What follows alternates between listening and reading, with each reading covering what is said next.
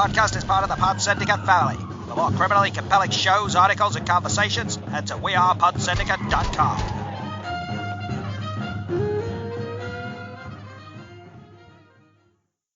Good morning, good afternoon, good evening, and welcome to episode number 357 of Film Bastards. My name's Ian Loring, and as always, I'm joined by Matt Foster.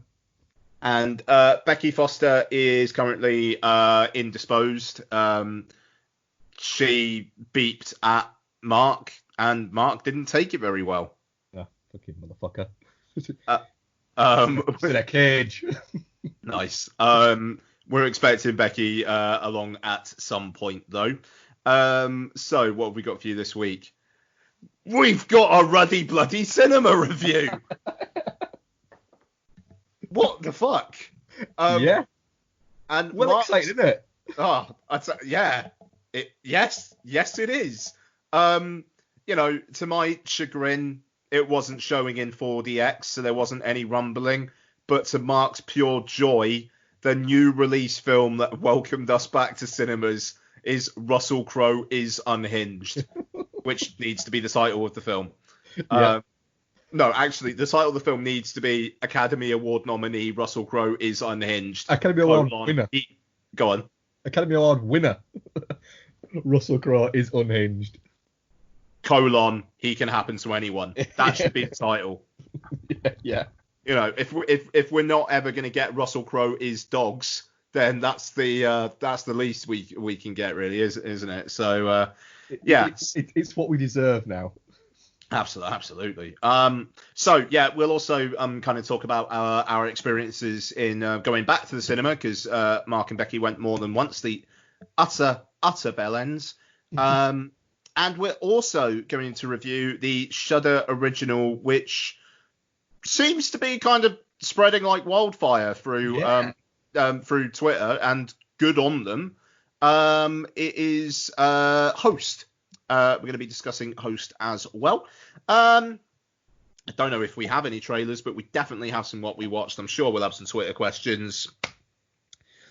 First off, Andrew Lloyd Webber has joined the pile on Cats. Well, he can fuck right the fuck off. He can absolutely fuck right off. Yeah, I saw his comments that it was ridiculous. Like, all right, so the stage show makes loads of fucking sense then, does it?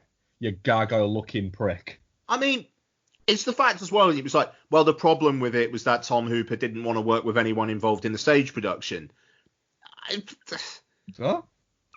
What? Yeah, but the stage production is a bunch of people dressed like cats queuing up and then singing a song about themselves. Yeah. I'm sure he probably did engage, like world-class dancers and choreographers and production designers and set dressers and, all that jazz, instead of the stage production crew. It just, again, and I don't think I've even shared the commentary with Mark, but I refer patrons back to my commentary track of Cats, where I basically come to terms with what Tom Hooper was doing with that film. He had a fucking vision. He loved Cats growing up. He genuinely loved Cats growing up. And it is ultimately an act of hubris, which brought Cats down. Just I can make this. Yep. But at the same time, he loved the material, and he wanted to make the best fist of it. I think Tom Hooper himself will say it's not his finest fucking hour. But to have Andrew Lloyd Webber, who was very happy to be involved in all the fucking marketing and whatnot, come out and say all this, must be incredibly hurtful for Tom Hooper. And on a human level, I feel sorry for the guy that he's now got Andrew Lloyd Webber slagging him off. The thing is, Andrew Lloyd Webber's become one of those people nowadays where, and I'm not a violent man, but he's the sort of person you look at right now and you're thinking, I'd love to give you a good kicking. Yeah. You look at him and you think, what you need is just taking down a peg or two. Yeah. I don't know. I mean, stories have been told of Tom Hooper. You know, I mean, in the grand scheme of directorial like heresy, he's probably not super up there compared to what I'm sure some directors have done. You know, William Friedkin, he's a genius. I don't think many people like the fact that he fucking shot a gun right by that fucking priest to get that reaction out of him in the end of The Exorcist. Yeah, I mean, that's just the first example that came to my head. I mean, there's a litany of directors that you can name and just think, yeah, they've been cancelled. And there's a few that people won't dare cancel. So, for instance, you look at Kubrick as a for instance.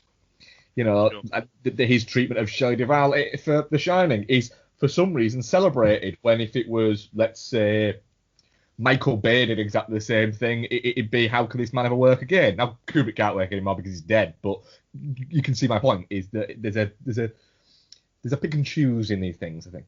Yeah, no, quite, yeah. So, I mean, I just, you know, poor, rich, upper-class white man, I feel sorry for him, but just in terms of, he loved that material for fucking decades. And then... Whether he's always very quick to cash his check and then complain afterwards. Yeah, it just... Like, you know, with what James Corden and Rebel Wilson, you know, I mean... The only one who seems to have had his back throughout the whole thing is fucking Jason Derulo. Yeah.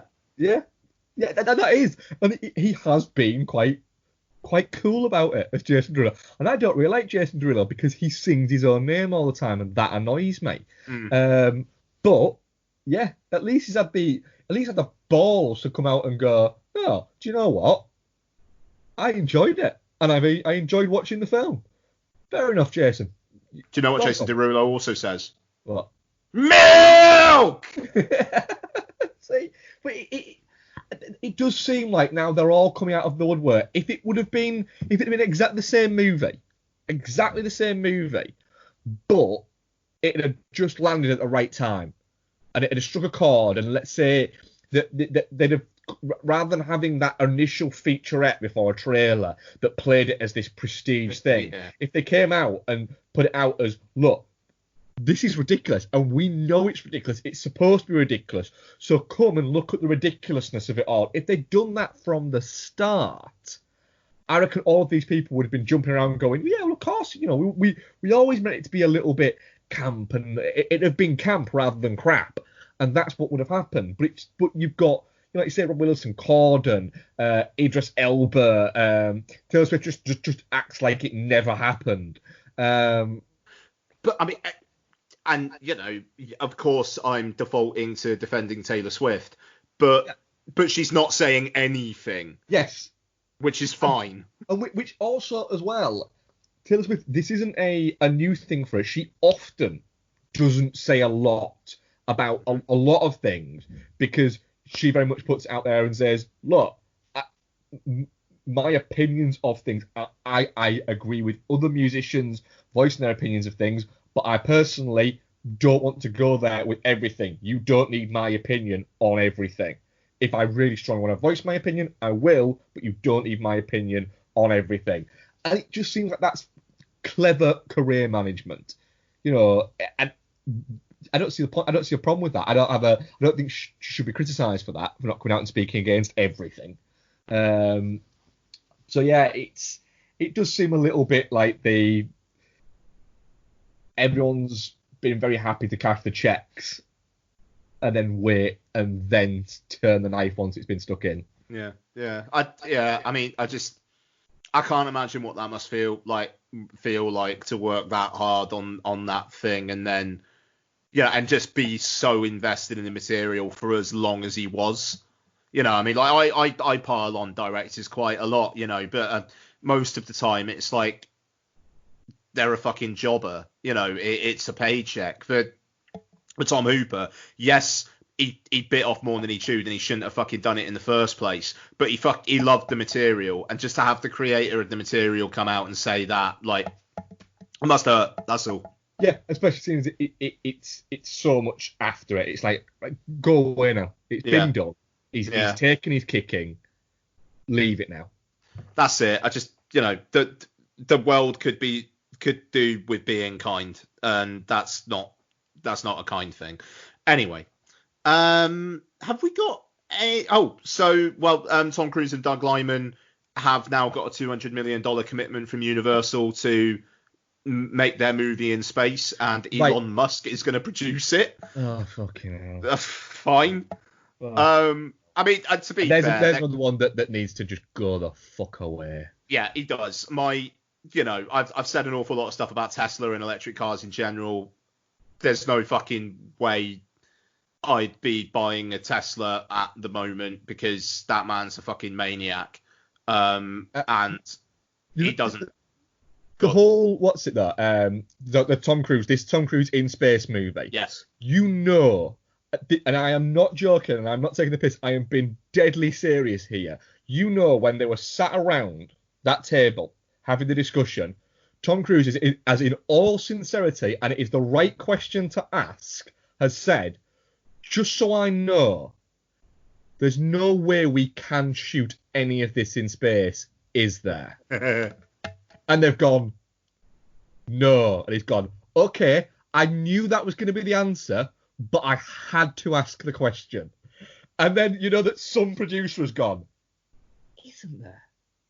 There must be like a way we can shoot literally a few seconds of it in space, so we are the first people to shoot things in space. And they've gone, no, don't tell him he can become an astronaut, because this film will then take 4 years. It will cost $1 billion. Yeah. And he will become an astronaut. Just tell him no. I mean, there's gonna be a watercolour moment where somebody gone, it's a shame they won't let you do that astronaut training course, but it's Tom, and he'll go, you what?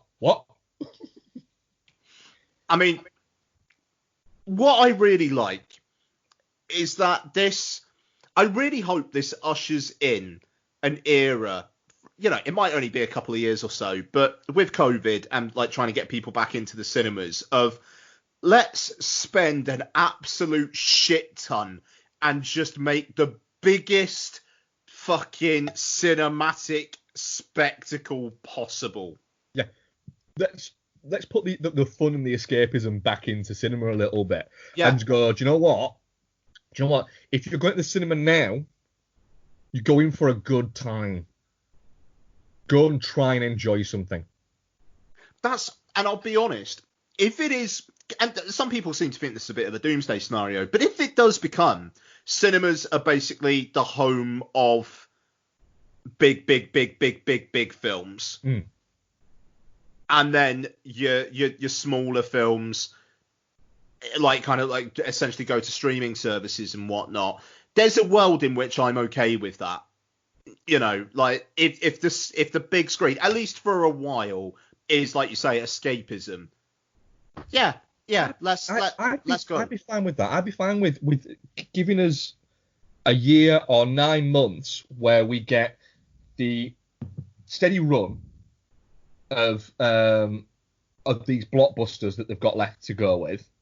We get the occasional Unhinged or a New Mutants or A Quiet Place 2, things like that. So the upper mid-budget movies, we get a few of those dotted in and around, and then the rest of it is peppered with, fuck it, let's put this reissue on, let's put this reissue on, let's put this reissue on, and then just see how that plays out for the next, what is it?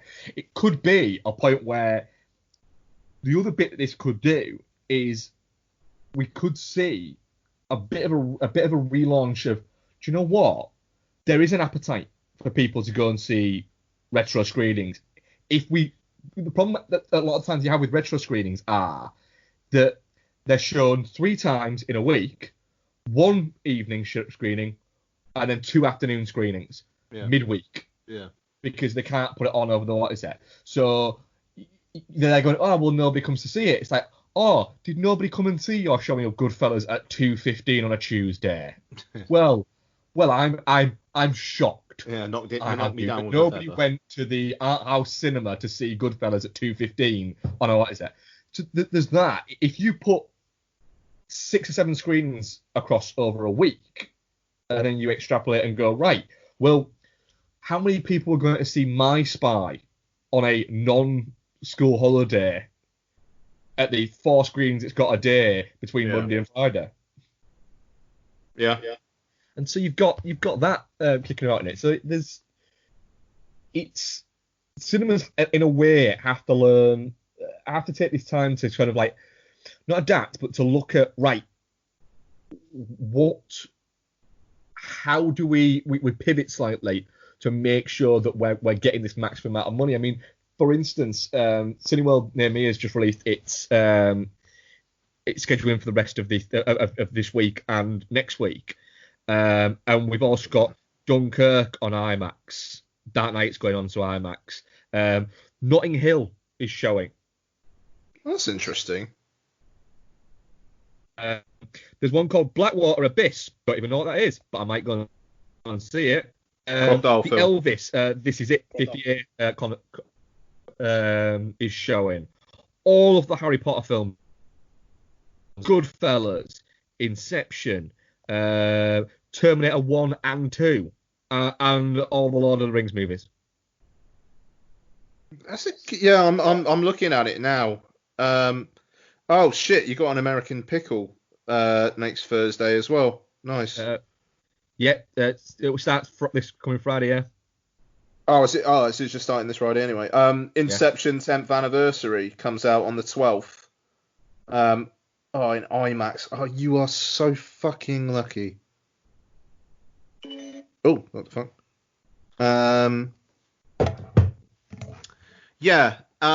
It's. I need our fucking Cineworld to open. I'm gonna, if there's no schedule tomorrow, I think I'm gonna tweet them again and just say, why not? Like, I mean, they'll be open by tenet, but still, they should be open by now. I mean, the thing is, it's like, so the whole like the concessions thing, they're selling concessions. You pre-order them online and then you just pick them up. And it's when you're in the auditorium, you don't have to keep your face mask on. They're basically gone. That's it. I mean, I suppose we can start getting into our experiences of the cinema now. But yeah, it was because you went to a showcase, didn't you? Yeah, so like I say, Cineworld, none of the sites in Wales are open yet. They said last week it was because of local government restrictions. That ended today. So what's the excuse now? Yeah. Well, it was the staff. We went to an evening screening, but it didn't open till about sort of 4:00. So they'd only had, I think they'd maybe had 1 or 2 other films on before we got there. Yeah. The ticket scanning things weren't working, but then again, they very rarely are fully working anyway in that Cineworld. But the staff did. It wasn't. It's not been set out the best. Okay. Is what I will say. There is not adequate signage either. The next time I went, it was a bit better, but the staff seemed a bit nervous, which I can totally get. Yeah. First day back, and they seemed a little bit nervous. You don't have to wear masks at the moment. You do from Friday in England. I still did anyway, just out of a courtesy for the staff. And plus, literally, I'm walking in, and then I'm going up a big escalator, and then I'm walking round into the screen. What's the point in me not wearing my face covering during that time when I'm going to have to from next Friday anyway? I took it off in the screening for the simple fact that there was nobody anywhere near where we were in the IMAX there. Yeah. They hadn't sent our ticket confirmation through. We had the email, but we didn't get an actual confirmation. It wasn't showing up on the app. Oh, that's weird. Luckily, we had the receipt, which had the scannable barcode on it, so they scanned that, but we didn't know where our seat numbers were. Yeah. Because it doesn't print that on it. We asked the kid where they were, and he was like, I don't know, because my system hasn't booted up yet, but just sit anywhere, and I'll come and tell you in a minute. Fucking hell, what time was this showing? 7:20. Now, because this is the thing, the Cineworld Action Group, which kind of came about like around COVID when they started, like they basically let a load of people go and then they convinced them to furlough them instead. They tweeted the other day basically saying there's been no training whatsoever. We're getting a briefing on the morning of, and that's it. And that just feels very indicative of that, because you feel like one of the key things would be, even though maybe it just would be anyway, but make sure your system boots up just in case somebody needs to know where they need to sit, because it's not like it's just normal allocated seating. They literally fucking need to sit there. That's it. And so we sat down, and he came out and he just sort of did say, he said, oh, you're in blah. About 5 minutes later, he said, oh, you're in seats blah and blah. And we were like, all right, cool. He said, but there's nobody in those seats that you're in, so you can sit there if you'd like. I'm fine with that. There's an awful lot of seats, and no one's booked into those, and I don't think we're getting anybody else in. Okay. This was at 7:30, and the film was due to start at 7:20. Yeah. The only song they had playing, and like the music that plays in the auditorium beforehand, was the Living Daylights that was playing on the. So they're going, I mean, this is a good song. This is a really good song. But 6 times in a row, it's starting to feel a little bit like somebody's on repeat Spotify list is just going to be Living Daylights. But then the film did start at 8, so 20 minutes late. Bang, straight in the film. That would be why. Yeah. IMAX thing came up. Lights went down. IMAX. Seat fucking thundered and juddered. Film started. I was like, I'm fine with this. Yeah, nice. But the second time they seem to have sorted it out. They had a kid stood at the top of the escalator saying, right, you just need to go this and here, and just go down here. And it was all very fine. They do still seem a little bit nervous, but I can absolutely 100% understand that. Pretty much everybody was wearing a mask going in, and then everyone was, once they got into the screenings, taking it off because there's adequate spacing around, and that's fine. If I got there and there was someone sat, but they shouldn't be anyone sat anywhere near me. So, if they turn around and say, look, you have to keep your face covering on during the screenings, fair enough, I absolutely will. But it's there's no one near me to breathe while I'm breathing. It seems very up in the air as to what the thinking is about that, because obviously concessions, because like if the government were like, no, you got to wear a face mask all the time, and then they essentially had to stop selling concessions, you imagine some cinemas would probably close again. I had a brief chat with one of the guys that worked there, and he said what they have been told is when you buy it, it is technically a concession and a takeaway. Then once you sit down with it, it then becomes an eat in. He said, so it would be like if you bought a coffee, bought it in a takeaway cup, walked out, and then decided to sit down in it. Then you would need it to buy it. Then when you decide to sit down, you could take your mask off. He said, so that's the way it is. So you don't have to buy it to take your mask off. The social distancing is in place, so you wouldn't need to wear a mask. He said, but then he prefaced that by going, he ended that by going, that's what we've been told so far. I mean, that does, because like with pubs and whatnot, they said that when people sit down to eat, they don't have to wear masks. If you're, for instance, if you're queuing at let's say Cafe Nero, honestly, this is a Cafe Nero straight up across from my work, right? Yeah. And they're only serving things in takeaway cups at the moment, because yeah, of course, yeah. So if you are queuing to get it and take it away, so I would take it from Cafe Nero directly across my shopping mall and into my store, which is a 15-second walk. If I'm doing that, I have to wear a mask. If I am taking it and sitting down, I wouldn't have to.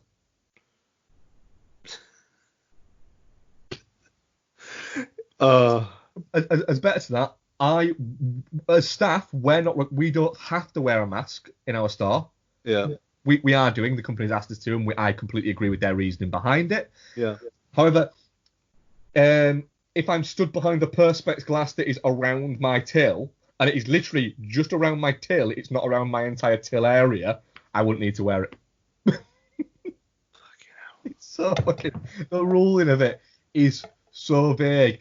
And I was talking to a police officer at my shopping centre, and he said the mental thing about it all is, he said, we will be asking people, but we will not be policing it, as to say.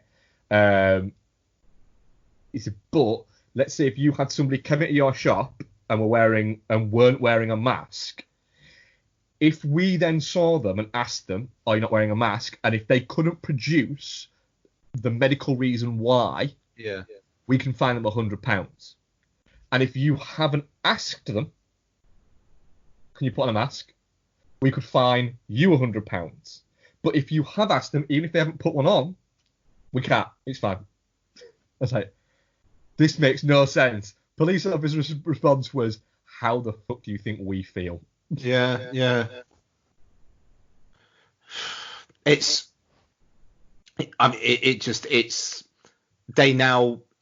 interesting how, like, back in March and April and whatnot, it was just like, a business is going to have to deal with it. We've got to protect things. It's like that the government have got some fucking projections about the economy and unemployment and whatnot if they can't keep businesses open, and the price they have to pay is to have these fucking rules that are so fucking Kafka-esque that they manage to keep businesses open. Like, I there was some government advisor saying they thought when schools reopen, pubs will have to close. It's like the one hand giveth, the other taketh away.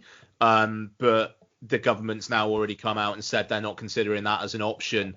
It may be, it's just like, essentially it's going to be sporadic, localized lockdowns all over the fucking place by the sounds of it. I'd love it if they basically just turned around and went, right, so what we're going to do is all Weatherspoons are going to become education centres. Oh, God, yeah. Could you imagine? So the bar staff, teachers, you will become the bar staff.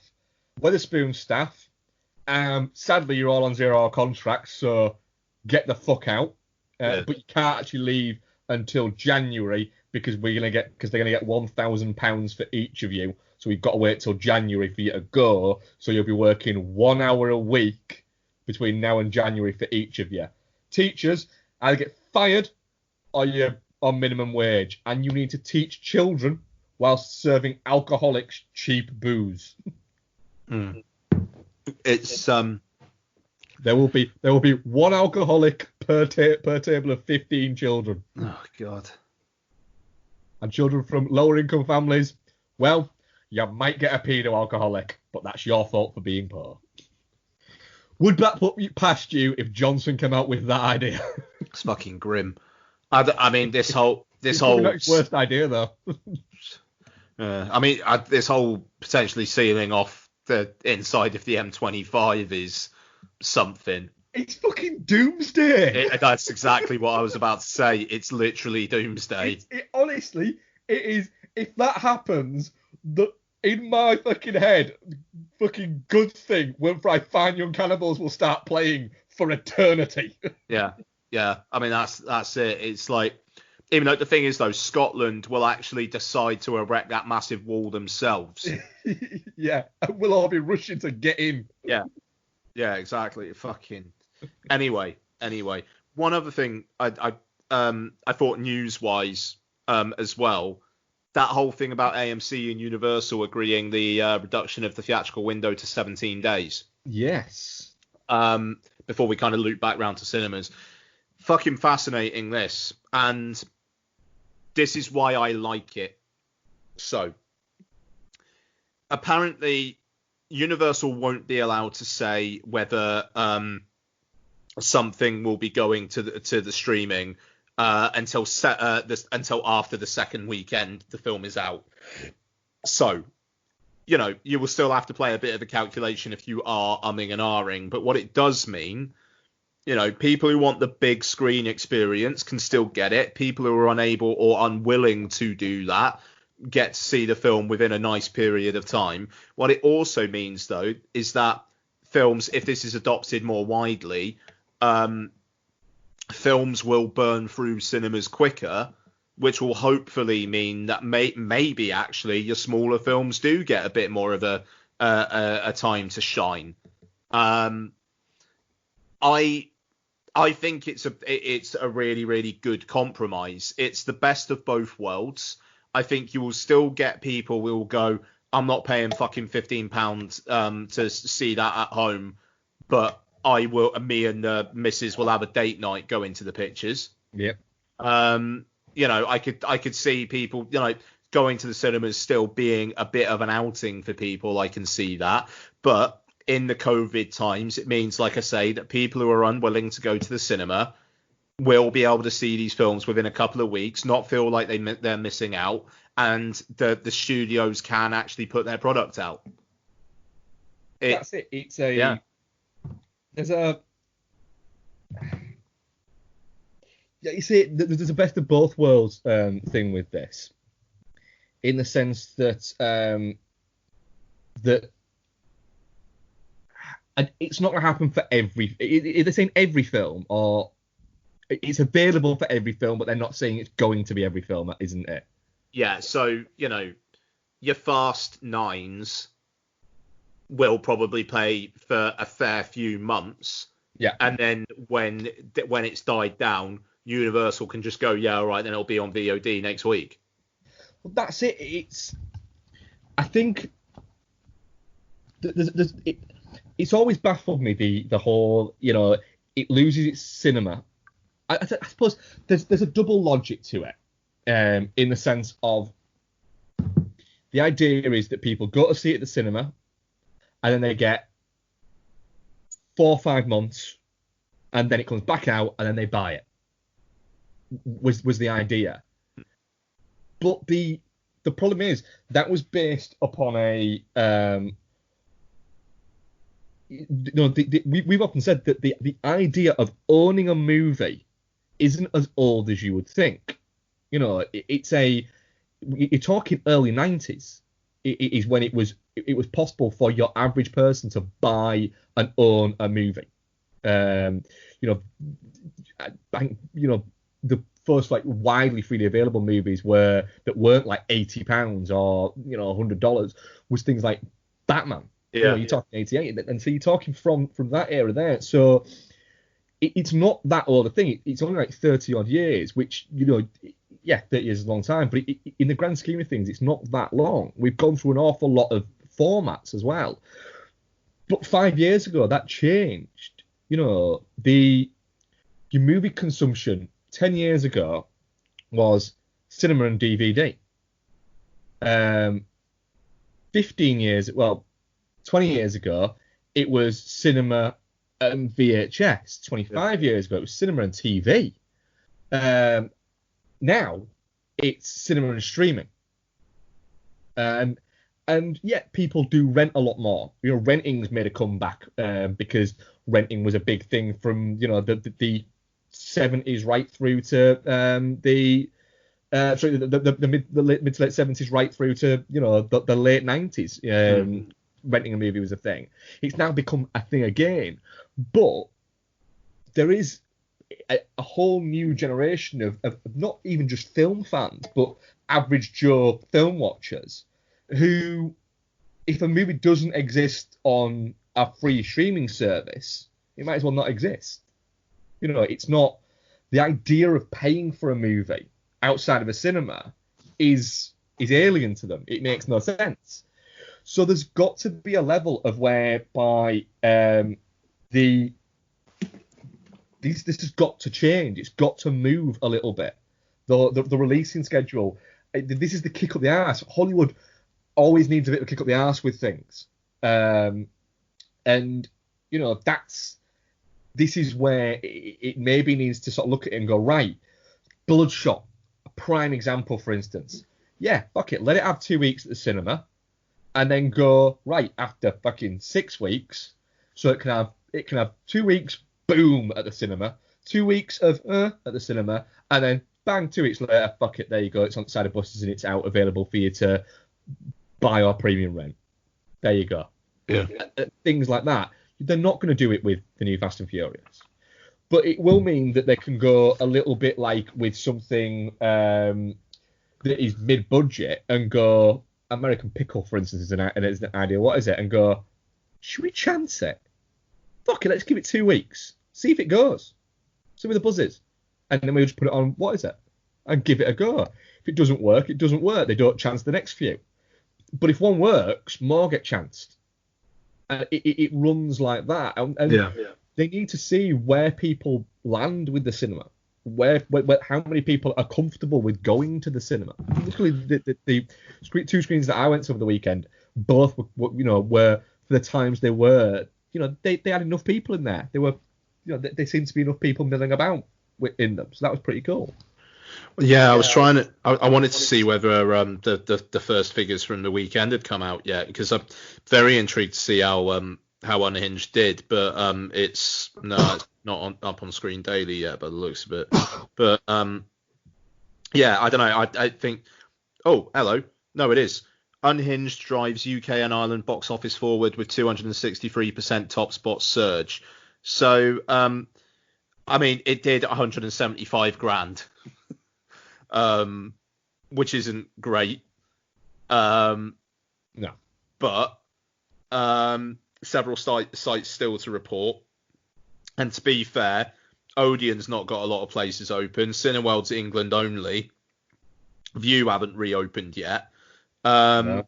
Yeah, I mean, Screen Daily are saying while a location average of £700 is still down on pre-coronavirus times, distributors and exhibitors will see this as a sign that there is potential for new titles to bring in money, despite many cinemas still being closed. A representative from Altitude said it's bittersweet to herald a number one film at the box office during such uncertainty and hardship, but as cinemas continue to reopen with social distancing measures in place, we hope that audience excitement for watching films on the big screen and in safe environments contribute to further confidence in the cinema experience. Yeah, fair enough. And it's bloody hell, Proxima only did 21 grand. I mean, it's a long old way, and people need to get used to the idea of cinemas being open again. Tenet will be fucking fascinating. Yeah. The two movies that I'm hearing most chatter about from people that aren't film fans that I have interactions with are Tenet and the new Bond. Yeah. And yeah, it makes sense. The only there was 2 trailers played before my screening of Unhinged. Tenet and a black and white release of Parasite. Nice. That was released on the 24th of July. Yeah. That's weird. Why would they be? That's weird. Yep. Yeah, I swear it said a special one-off event, 24th of July. Oh, fucking hell.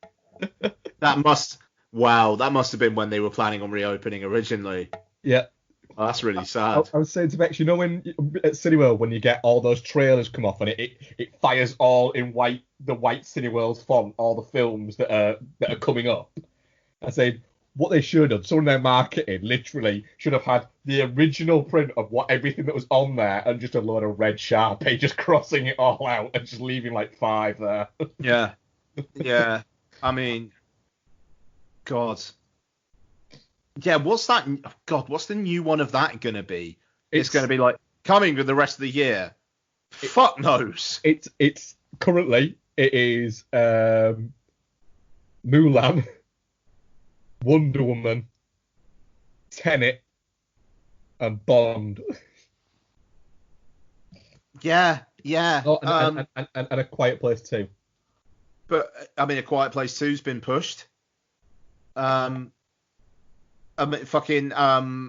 Bloody Antebellum just got pushed as well. It's weird. It's like cinemas are kind of reopening, and Tenet, it looks like looks like it's going to hit. But after that, what actually is there? We'll have New Mutants. Yeah. But then there's really nothing. Bond is still November. To be honest, I think even if the US is still bad in November, I think Bond launches. Bond doesn't need the US. The US is a very, very nice thing to have for Bond, but that thing is a worldwide thing. I mean, Jesus Christ, like Skyfall did like over 100 million over here alone. But we'll see. So scheduled at the moment, 14th of August, the new Secret Garden movie. Oh wow, that's still on the schedule, eh? Apparently, yeah. The week after we have. That must be going into there. That's a straight to what is it? We have. No. I think there's nothing the week after currently, and then it's Tenet, then it's New Mutants, and then it's Bill and Ted. Bill and Ted, of course. Thing is, you'd like to think if there's been a few weeks of cinemas having like decent releases and whatnot, maybe Disney will say, right, Mulan September. The Kingsman. Oh, Kingsman's mid-September. That's right. Mid-September. Yeah. Yeah, I mean, if Mulan's like September, October, then you got Black Widow and Bond, because Black Widow hasn't moved yet. Well, Wonder Woman's 2nd of October. Yeah. And then Candyman's 16th. Okay, yeah. So there's stuff there. There's product. Yeah. Fuck it. And you could see things kind of like shuffling about. I mean, it would be a lovely sign of confidence if maybe a couple things moved back from 2021 to 2020, which could happen. Dune's still planned for Christmas. We'll see how that goes. Yeah, I don't know. It's an interesting time. I'm glad that we are now like we're off to the races. Well, I'm just looking here, and apparently on the 18th of December, there's Dune coming to America.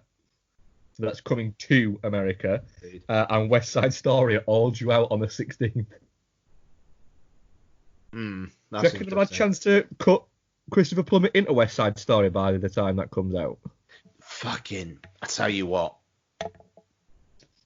There must be a tiny little part of Steven Spielberg that's like, I'm kind of glad Ansel Elgort got shouted out from the news. Like, yeah. That, even though that's going to, as soon as the trailer for that drops, that's going to rear its head in a big yeah. It'll be Ansel boycott. Cancel Ansel. Cancel Ansel. Oh, I like that. I mean, that should make sense now. I'm all for it now. Absolutely. So, swinging back round, quite a loosey-goosey show this, but swinging back round to cinema experiences, I was really, really impressed by the showcase. Walked in, and a woman who I assume was the manager, she was kind of dressed in nicer clothes than the rest of them, and one of the staff were kind of talking. They were like, "Oh, hi, have you pre-booked your ticket?" It was like, "Yeah, I got it on my phone." Okay, cool. If you've ordered concessions, you just need to stand over there. Otherwise, just go on through. So I go through, and then this guy, bless him, he had a face shield on. I couldn't hear a fucking word he was saying. But that's more me than him, I think. But I had my ticket on my phone. There was a scanner thing that I beeped, and then he had like some sort of like iPhone app thing that went, okay, yeah, you're in screen 7, go on through. Hand sanitizer all over the place. And then when it got in, like the pre-roll was like, maintain social distancing, wear your mask as much as possible, which is interesting because in Wales, like the rules aren't changing on Saturday. The Welsh government are weirdly less sure on masks. You've got to wear no, you don't have to wear them inside. I can't even remember anymore. I don't think you have to wear them inside shops here, or do you? I do anyway, so it doesn't really make a difference. I don't think you have to in Wales at the moment. No, you don't. Actually, no, you don't.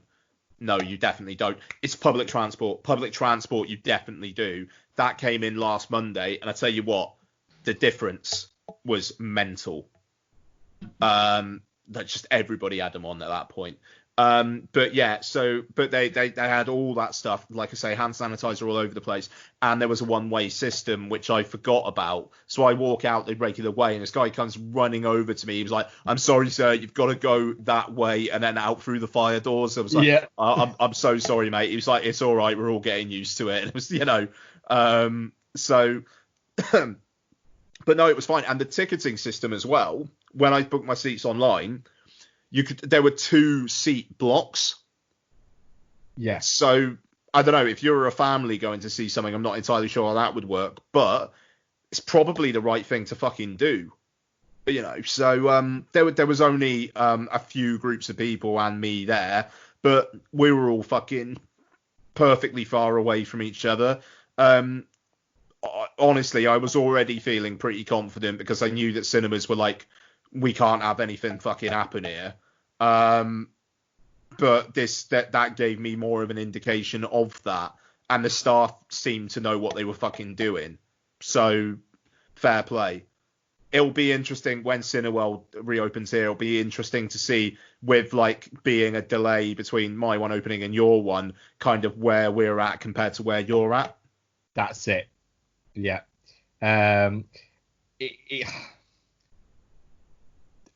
It was already better the second time we went. Okay. They'd already kind of like just sorted the shit out. And do you know what? I think part of it is just the sheer nerves of it. Yeah. I can absolutely get that, because I was like, when we first opened, and I changed sort of like within like a week, because you are for the staff, lockdown didn't finish 2 months ago like it did for me. It finished a day before, probably. Yeah, I get it. I don't know. It's like you can't be complacent, but it is okay out there. That's it. It's like I said, I'm when I first coming all day at work, and I have no problem with that. It's a pain in the ass, but I have no problem with with it being a pain in the ass. I can see the point. Yeah. But I think you start to get used to things, and I'm very much used to things, so it becomes very obvious when you see people that aren't, and it's like, oh yeah, I need to just kind of chill the fuck out here, because I've been interacting with people for 6 weeks, for 2 months now, and these people haven't. This might be the third time they've been out in the past couple of months. Yeah, really important to bear in mind. So, in terms of the recording, we're over an hour in. Should we do a review? I've got 2 trailers quickly. Oh shit! All right, let's do some trailers. What have we got? 2. I have. Do I have 2? Yeah, I have 2. So, I have the trailer for Honest Thief. It's the Liam Neeson in a Liam Neeson movie that he said he wasn't Liam Neeson anymore. And he is. It's called Honest Thief, where he plays a thief that has been robbing banks for 10 years, has never been caught, and nobody knows who he is. But he meets a girl, so he decides to turn himself in, so that just in case they ever do find out who he is, he makes a deal by handing back all the money he's got left for a reduced sentence. But What would you have it? Sam Worthington is a dirty cop and decides to steal the money off him. And then a Liam Neeson film happens. Well, that sounds fucking incredible. Yeah, it sounds really 7 out of 10, and I can't wait to see it in the cinema. Yeah. I can't wait to see everything in the cinema now. Yeah. And the other one was a movie called Kajillionaire. Oh, the Miranda July one. I haven't caught up with the trailer yet. Yeah, how was it? I couldn't even make it through the trailer. Okay. I couldn't even make it through the fucking trailer. within seconds of the third start, I just went, oh. Nope. And then I went, oh, fuck off again. And then I went, oh, Richard Jenkins. And then I went, oh, fuck off, Richard Jenkins. And then Evan Rachel Wood started talking, and I went, oh, just go away. And actually, didn't even just close the app. I closed it and refreshed the app just in case for some reason.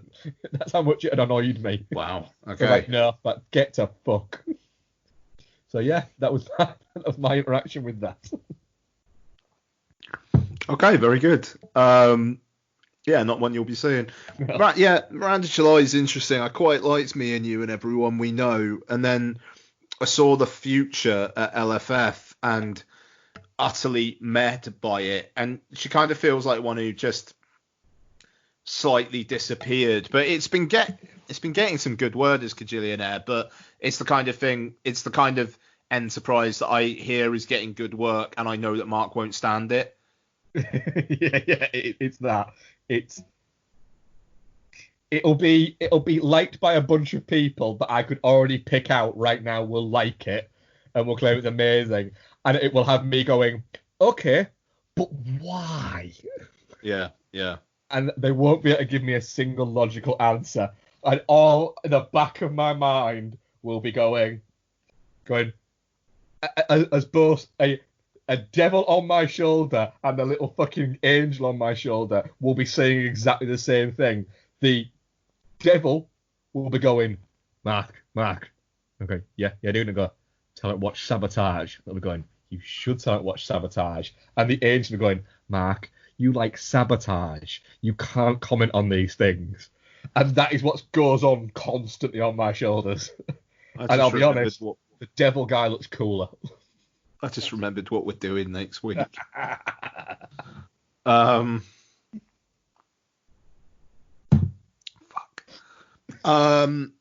Okay, so Academy Award nominee Russell Crowe is Unhinged, He Can Happen to Anyone, is directed by Derek Bort and stars Russell Crowe, Karen Pistorius, and Jimmy Simpson.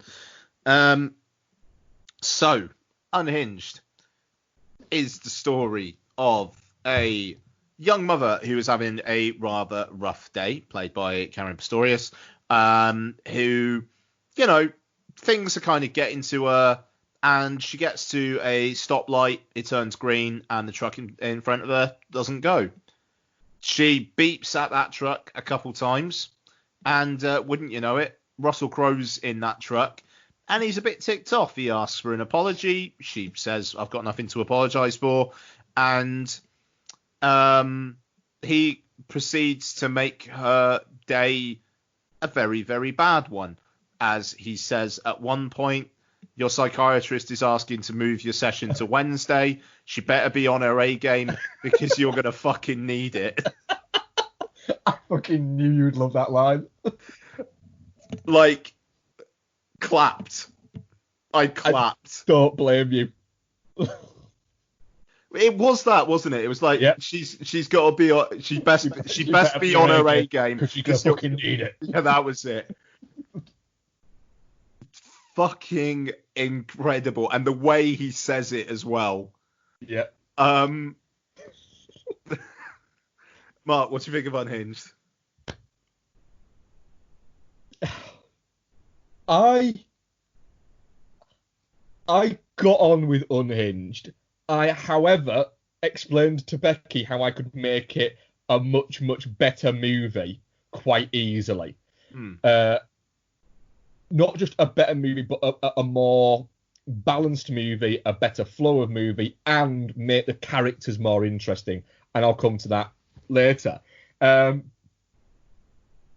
think I'll go through its faults firstly.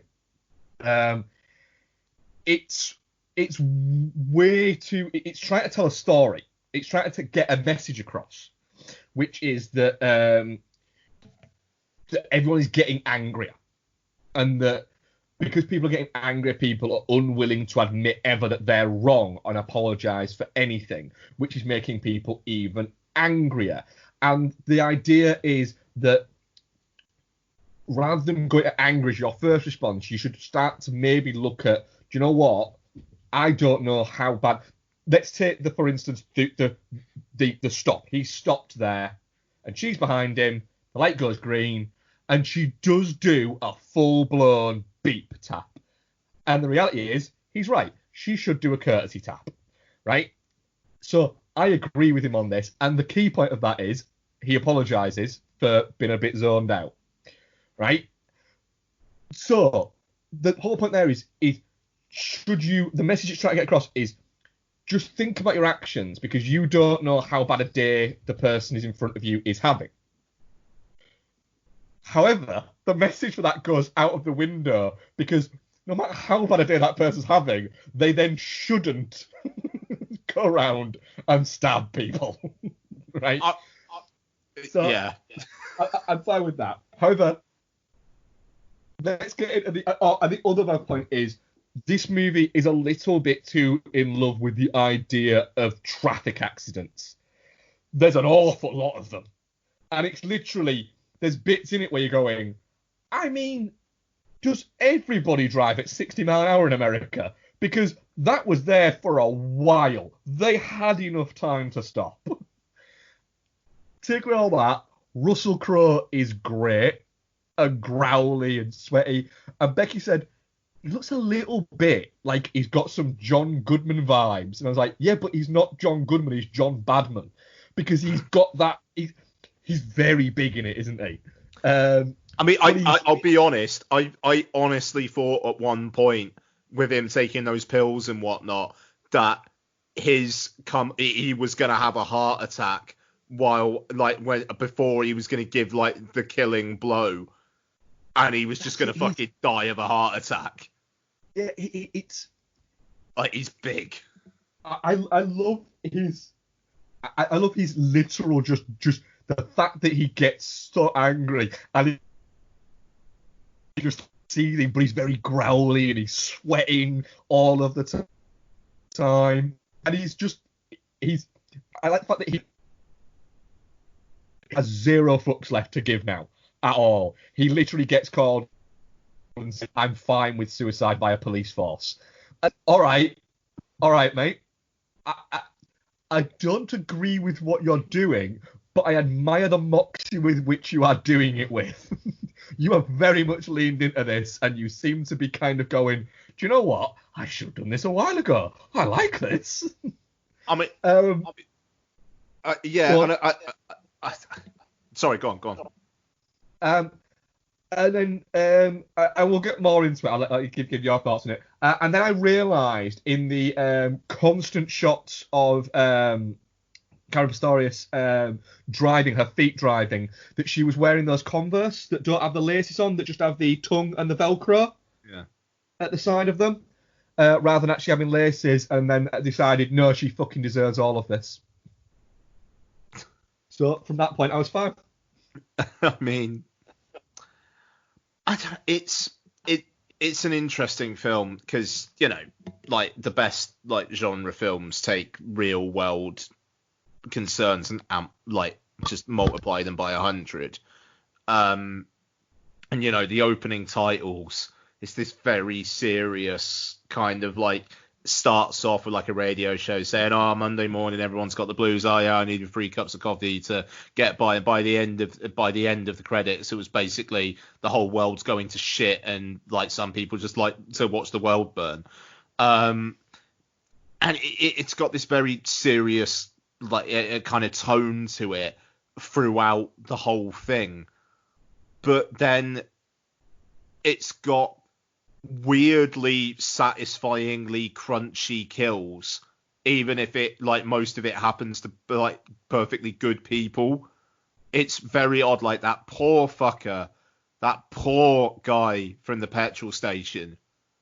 Yeah, you know, like, man, that guy did not deserve that, but the timing of it is a proper like, oh, you know, and you get some lizard brain enjoyment from it.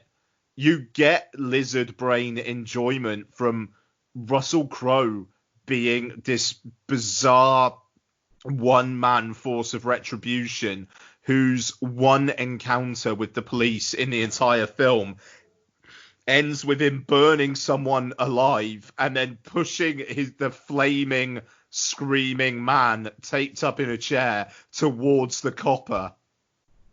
The rest of the time, the police are barely there. I mean, a lot of the film doesn't make sense. They activate the silent alarm in the grandma's house. A, where the fuck's the grandma? B, that silent alarm causes like 3 police cars. Oh, I know where the grandma is. Where? The grandma's been taken into assisted living, and that's the house that they're going to sell. Oh, shit. Yeah, okay. No, you're right. Okay, thank you.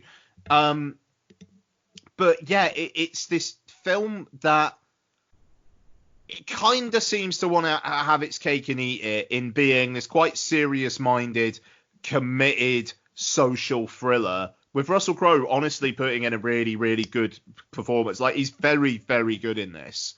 Yes. While also wanting to deliver some kind of nasty thrills as well. It's the kind of film that probably wouldn't be in cinema. I mean, it says a lot that it came up saying a Sky Cinema original at the start. And yet, COVID has meant this happens. But yeah, I didn't hate it. I didn't hate it. I had a good time watching it. Felt a bit dirty after. Yeah, well, that's it. It has that. I think Bex is about to join us. You have to take him downstairs first. Okay. Yeah, I can absolutely see that. It's like you say. It's got. There's an element of, like I think with all good genre films, of, do you know what? I shouldn't be enjoying this, but I kind of am. And then I think if it doesn't click with you, you aren't enjoying those bits, you won't enjoy it because there's an awful lot. I actually saw this film has 3 separate editors, which for a 93-minute movie, that's an awful lot of editors. Yeah. But it's, I mean, I'll let, because I think Beck's coming back in a second, to give her thoughts on it, because she wasn't as much of a fan. And I'll say how I would make it a much better, more balanced movie. But I do enjoy just how nasty Crowe gets in those moments, but seems to be kind of just getting off on on the fact that he's enjoying this. Bex, you're back in the room, aren't you? Has our locksmith fixed our door? Yeah. That did not fill me with confidence. It opens. Does it not close? It closes. Does it not lock? It's just very crunchy. But when you press the handle, it makes a lot of crunchy noises. Is it a new handle? No, he didn't have any handles. She told him that the lock was broken. The lock wasn't broken, it was fine. No. So, I mean, it opens and closes. Is he going back to fix it properly?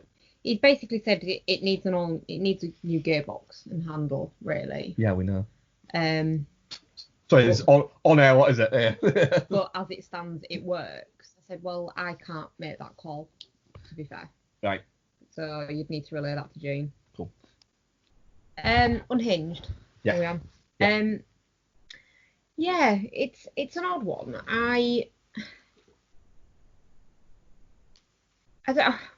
Just briefly summarise you guys' thoughts on it. Yeah. Ian, what were your thoughts on it? Had a good time watching it. Felt a bit dirty after. Fair enough. The thing is, I'm not going to sit here and say it's not a good film, because it's not a good film, but I didn't enjoy it. There was certain points that I enjoyed, but overall, I don't mind gore and violence in movies. I quite enjoy it, but it was just too much for me for the most part.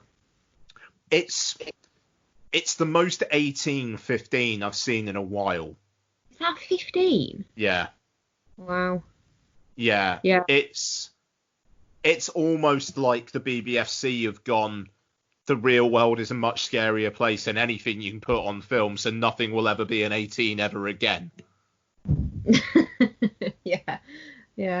I don't know. The thing is, I feel like I get what message they were trying to convey, which is that we have so much access to information and stuff like that, and platforms for expressing our rage, that we are all just now massive balls of rage. I get that that's what they were going for, but I feel like by making Russell Crowe, he's not just a normal guy that happens to get pissed off and he flies off the handle. He's a nut job that's just killed his wife and her new partner and burned the house down. So like he's not just this. He's just been having a bad day, and because this was Mark's argument yesterday, was that you never know what kind of day somebody's having. Well, he's not having a bad day. A bad day hasn't happened to him. He has gone and done a nutso fucking thing, and is on the run from the police. Like that's not even remotely the same thing. I don't even think he's on the run from the police. I just think I think he's just getting on with his day, and they just haven't caught him yet. Yeah, but he knows that they're after him. He knows he's on borrowed time, really, doesn't he? Yeah, but I don't think he's on the run. Now this is my issue with the film, is it opens up with that scene and we get zero context as to what's happened in his relationship. There's not enough character build there.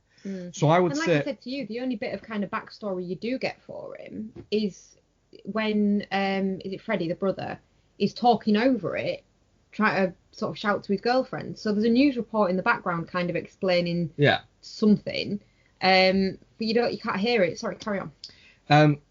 So I think it'd be better if they fleshed out that. If you take weirdly, and very rare I say this, an extra 10 minutes of character development for not only Russell Crowe's character, but Karen Pistorius' character as well, because she seems a bit like a dick in it. I don't get that. You said that yesterday, and I don't get how she comes off as a dick.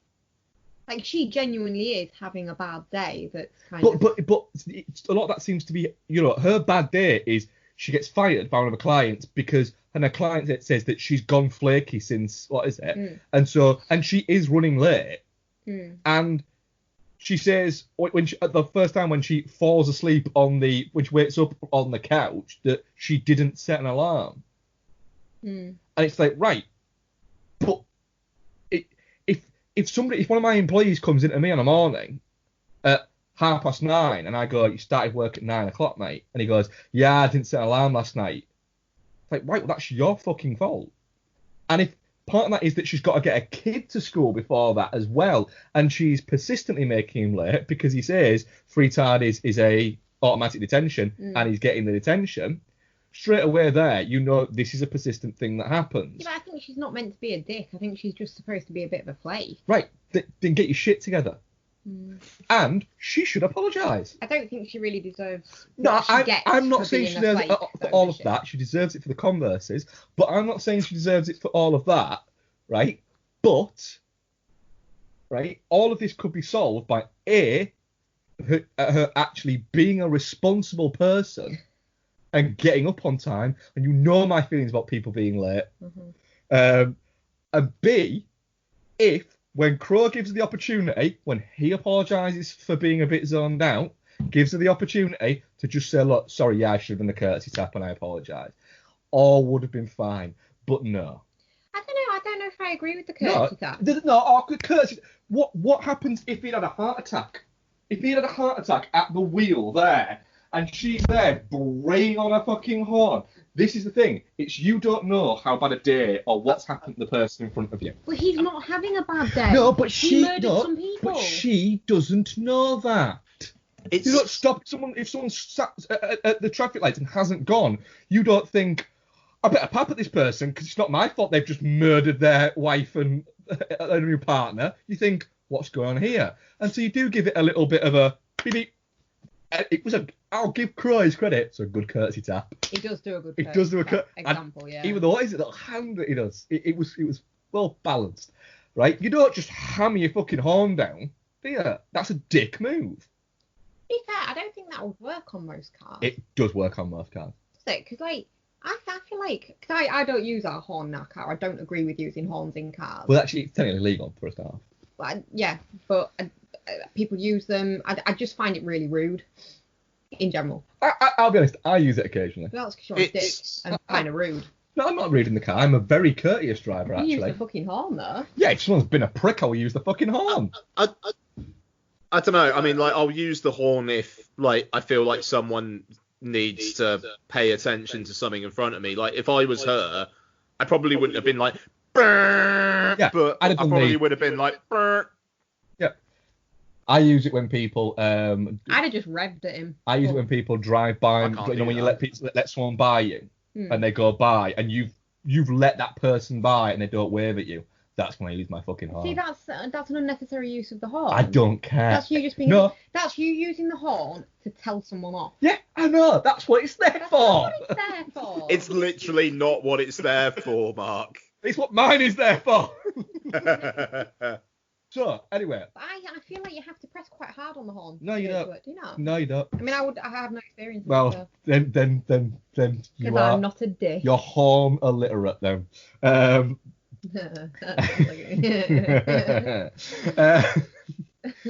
Also, as well, take that initial opening bit.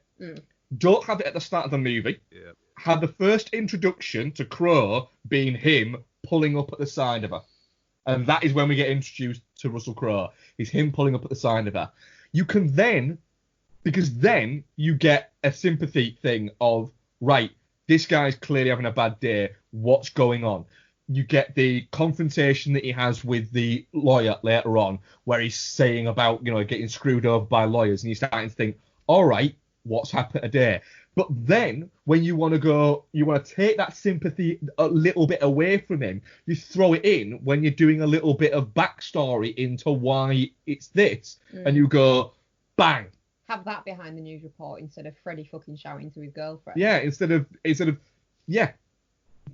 Because I feel like he got fired, he got a workplace injury, then he got He got laid off. Wouldn't what they're trying to cover opiate addiction? Gets laid off by workplace injury. It mentions that he in one of the little news reports that he had a problem with prescription drugs. Substance I didn't abuse. catch that. Yeah. Yeah, and so he had that. So you've got general anger, you've got road rage, you've got opiate addiction, you've got all these things being thrown in together. But the problem is the director is more interested in crunching car things all around, and that is a bit of an issue with it. My complaints with it that I said to you last night was, there's no nuance to his character. He's a tool of destruction. But I like that. No, because people aren't like that. Russell Crowe's like that. And also, there's no escalation. There's no, he follows her for a bit and makes her feel a bit intimidated after the incident. He goes straight to fucking driving up beside her, and then when she tries to turn off, spinning around in the fucking road and staring menacingly at her until she can cross the flow of traffic. There's no escalation. In one of 2020's best scenes. He goes from zero to full-blown fucking psychopath in a scene. It is autobiographical, though. We have to remember, and I mean, there's no one better to essay Russell Crowe than Russell Crowe. So if he says he goes from 0 to 100, he goes from 0 to 100. Yeah. I love that Russell Crowe has now gone, what performances let me eat, and how. And the thing is, though. I'm not in this movie. I'm not saying that to be cruel. Like, the dude is obviously living his best life in his way, and I respect that, And if he feels like piling on the pounds to take on this kind of role, that's cool. Because if it was a leaner Russell Crowe, it wouldn't be half as effective. No, that fucking scene where it's like he bursts through the door and it's like the door just explodes. There's a bit. I think with Crowe, I think this is Russell Crowe putting a bit of weight for it, but he's like you said, I think he's just enjoying life. I do think that with Russell Crowe, if a role came up that meant he had to lose a load of weight, he'd lose a load of weight. He'd just not take the role. He had to lose quite a bit of weight for Nice Guys, though. Did you see big in that though? Did you see the thing that he put out for? Do you remember when he was was like ripped in Gladiator. That seems like an age ago. Did you see the thing that he put out in an interview with I think it's BBC something, when he got talking about The Nice Guys and said, you know, that there was a sequel, Muted, and it was he said I said, I'm not gonna tell you what happened or any of the stories that happened, but we had a title. And they're like okay, and he went, so let's just circulate the title. It was going to be called Nice Guys 2, Mexican Detectives. And he was like, and he just straight away just goes, imagine how much fun Ryan would have with that character in Mexico. I need to rewatch The Nice Guys. We rewatched it this year, didn't we? And it is absolute. It is. I think it might be a perfect film. Yeah. It's outrageously funny. Back to what I was going to say before when we were talking about Russell Crowe's aesthetic. There's a bit in a Stephen King book where it's basically this woman who's running away from her abusive husband, and he's chasing her, and it describes him like she dreams about him finding her and stuff like that, and it describes him as being like a bull, like hunched over and breathing heavily, and that is exactly what, when he bursts through that door and he's all hulked over and like, that's what it made me think of. It always does when it's guys in that kind of get up, but yeah, it made me think of that. He was like a bull just ready to fucking charge at whatever was in front of him. Yeah, and I liked that about him. Fair enough. Yeah. It feels like a film from a bygone era. Yeah. For especially for theatrical release. Like, for some reason, Law Abiding Citizen is in my mind as just like a fucking hell, that was nastier than I expected kind of an experience. Because I know you said yesterday, Mark, that Unhinged is very violent, but it's like that cold open, I agree, should not be at that point in the film, but as a cold open, it's pretty effective. It's very good. It was in the fact that literally, I like the fact that he's not using an axe. He just has a hammer to open a door. I didn't like the because he then goes on to hit hammer. But again, we don't know what they have done. I'm guessing she just left him because of his fucking opiate addiction and the fact that No, I'm not saying at any point is it justifiable what he's done. You just said, no, I don't know what they've done. No, we don't. I said we don't know what they've done. I'm not saying it's justifiable what they've done. What I'm saying is the character never gets a justification for what they've done. Whether or not it's a valid justification or not, we're never introduced to any form of justification. So you're saying that more as a criticism of the film itself than... Yes. Yeah. Yeah, that's what I'm saying, is if we'd got, it's because of this, this, or this, and we went, I mean, that's not a reason. Fine. But as it stands, it is in the wind. So this violent fucking ode to angry America is by the same director of Keeping Up with the Joneses. I like Keeping Up with the Joneses. Yeah, but it's not even the same wheelhouse. Like, it's funny. You saying this wasn't funny? No, it wasn't funny. It made me really uncomfortable at points. I didn't like it, to be honest. I mean, to be fair, the guy who directed the last Twilight films and Dreamgirls directed Candyman 2, Farewell to the Flesh. So, you know, these things happen sometimes, but that's funny. Feels like we're wrapping up. Yeah, where's everyone with it?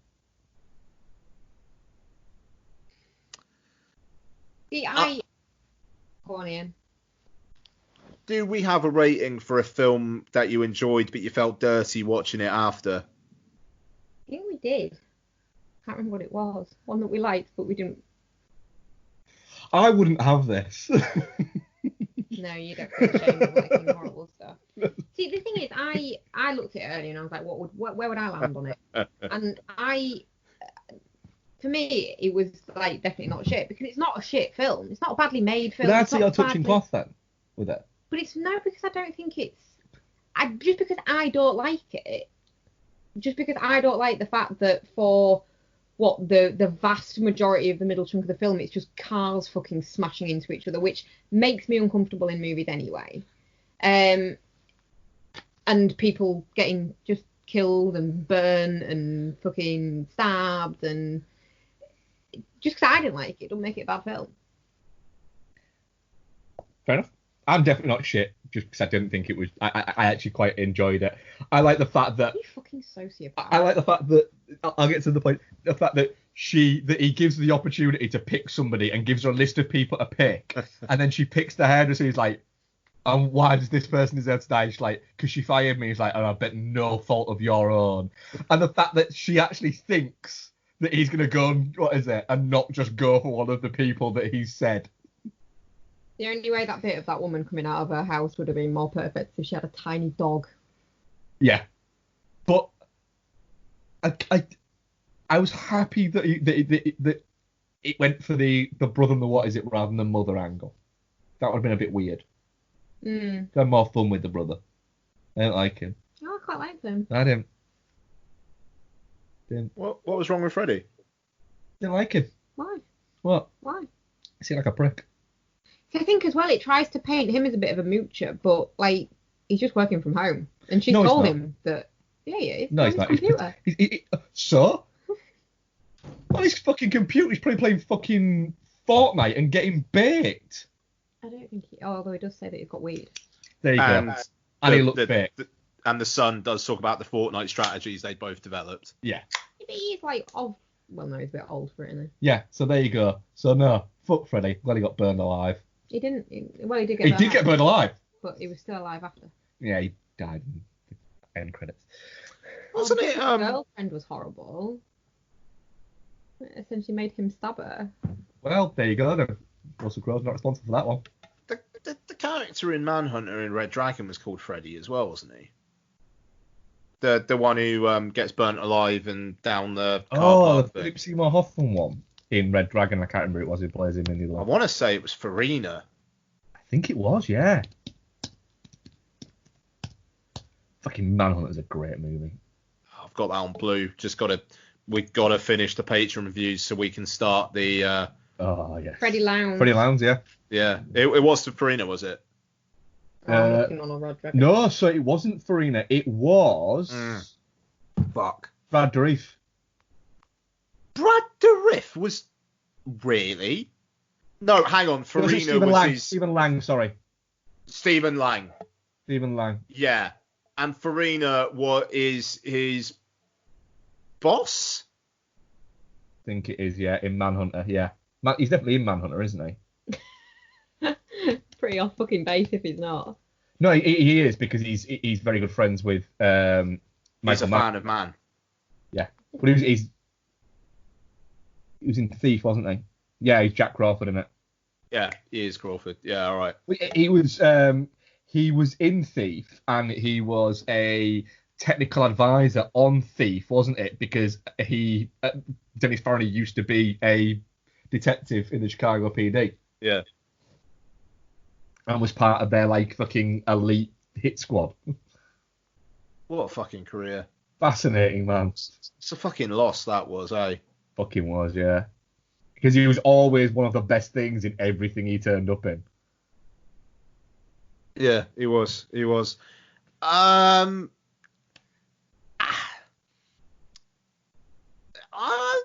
Definitely not shit. Good. Yeah. Very lean. Grim. Russell Crowe, very, very good in it. Well, And that line that I mentioned earlier on that Becky wasn't here for, probably my favourite line of the year so far. Yeah. Is it the tinges of fuck you in your voice bit? Oh. No, but the tinges of fuck you in your voice bit were really good. It was a good one as well, actually. Go on, which one? I did like that, but no, it was your psychiatrist has moved your session to Wednesday. She best be on her A game because you're going to fucking need it. Yeah, fair enough. Anyway, right. But that's the thing as well, that makes him completely unsympathetic. The fact that he's really fucking enjoying it. I also liked his line of if it makes you feel any better, I got shot in the shoulder. Yeah. No, the I want to know what happened to the woman that he stole the car off. We never found out what happened to her. should have been right. Yeah. Originally written with Nicolas Cage in the leading role, but the actor turned it down. Interesting. What the fuck does Nicolas Cage turn down that Russell Crowe says yes Cage to? turned it down. Maybe he was like, no, everyone always makes fun of me for being like over the top and weird in my roles. I'm not doing another one that I'm going to have to do that for. No. No, I guarantee you. This would be a very much less understated performance if Nick Cage was doing it. The only reason why he turned it down is because Cusack had the wig that week. Oh, that is mean. It's true, though. So, the audience poll. Oh, yes. I am fucking gobsmacked at this. Definitely not shit. 71%. Sweet. Touching cloth 14% and shit 14%. Go on. The thing is, I can see an argument for all of those ratings. Yeah. Yeah. Well. Oh, dearie me. Right. You like the 1980s, don't you? Of course you do. We all do. But have you ever wondered why that decade was the way it was? Have you ever wished there was somewhere you could go to get past the usual day-glow sentimentality? To try and understand 1980s pop culture in a more social, political and historical context? Because if so, it sounds to me like you're ready to go beyond the aesthetics, beyond the nostalgia. Welcome to Beyond the Neon. Beyond the Neon is the podcast that dares to pull over the Testarossa, eject the Wham cassette and take off the Wayfarers. If you're looking for retro reviews of Back to the Future, The Goonies or John Hughes movies, you will not find that here. If you're looking for top 10 lists of A-Team episodes, Nintendo games or Stranger Things references, you will not find that here. If you're looking for long boring introductions, Squarespace ads or Patreon begging, you will not find that here. Because Beyond the Neon, we do things a little differently. In each documentary-style episode, I look at one area of 1980s popular culture and break it right down. And each episode features academic insight, guest contributions and interviews, as well as clips plumbed from the depths of the 1980s cultural void. Well, YouTube, mainly YouTube, to help illustrate the wonderful, perplexing, terrifying, joyous and utterly thrilling world of 1980s pop culture. Beyond the Neon might not be as regular as other 1980s podcasts, but that's because Beyond the Neon isn't like other 1980s podcasts. Subscribe to the show today and check out all past episodes by visiting beyondtheneon.co.uk.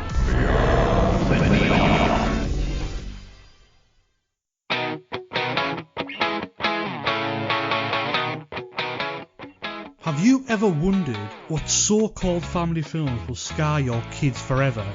Putting 4 or 5-year-olds in front of this movie, it's like, if they didn't know what death was before this, they're going to know it after it. They're going to know it after it, and they're going to be freaking terrified. And they're going to be questioning you. Yeah. Or do you have the slight suspicion that your loved one has a cold, dead heart? Yeah, The Dark Knight has got like all the orphans, and like, oh no, we're going to die. They did not build up those orphans at all. In my head, it's like, kill them. Then look no further. The His Film Her Movie podcast is the show for you. It's the movie podcast that celebrates the contrasting cinematic tastes of its hosts. So join Jordan and Lauren every week on their unique journey through the land of the silver screen. So if you're looking for a few laughs, some fun film related chat, then get involved. You can find us on Apple Podcasts, Spotify, Stitcher, or wherever you get your podcasts. Let's do host. I want to talk host. So this is a Shudder original, 56 minutes long, but does feel substantial enough to be a film, quite frankly. I think there's enough going on. Directed by Rob Savage, or Savage.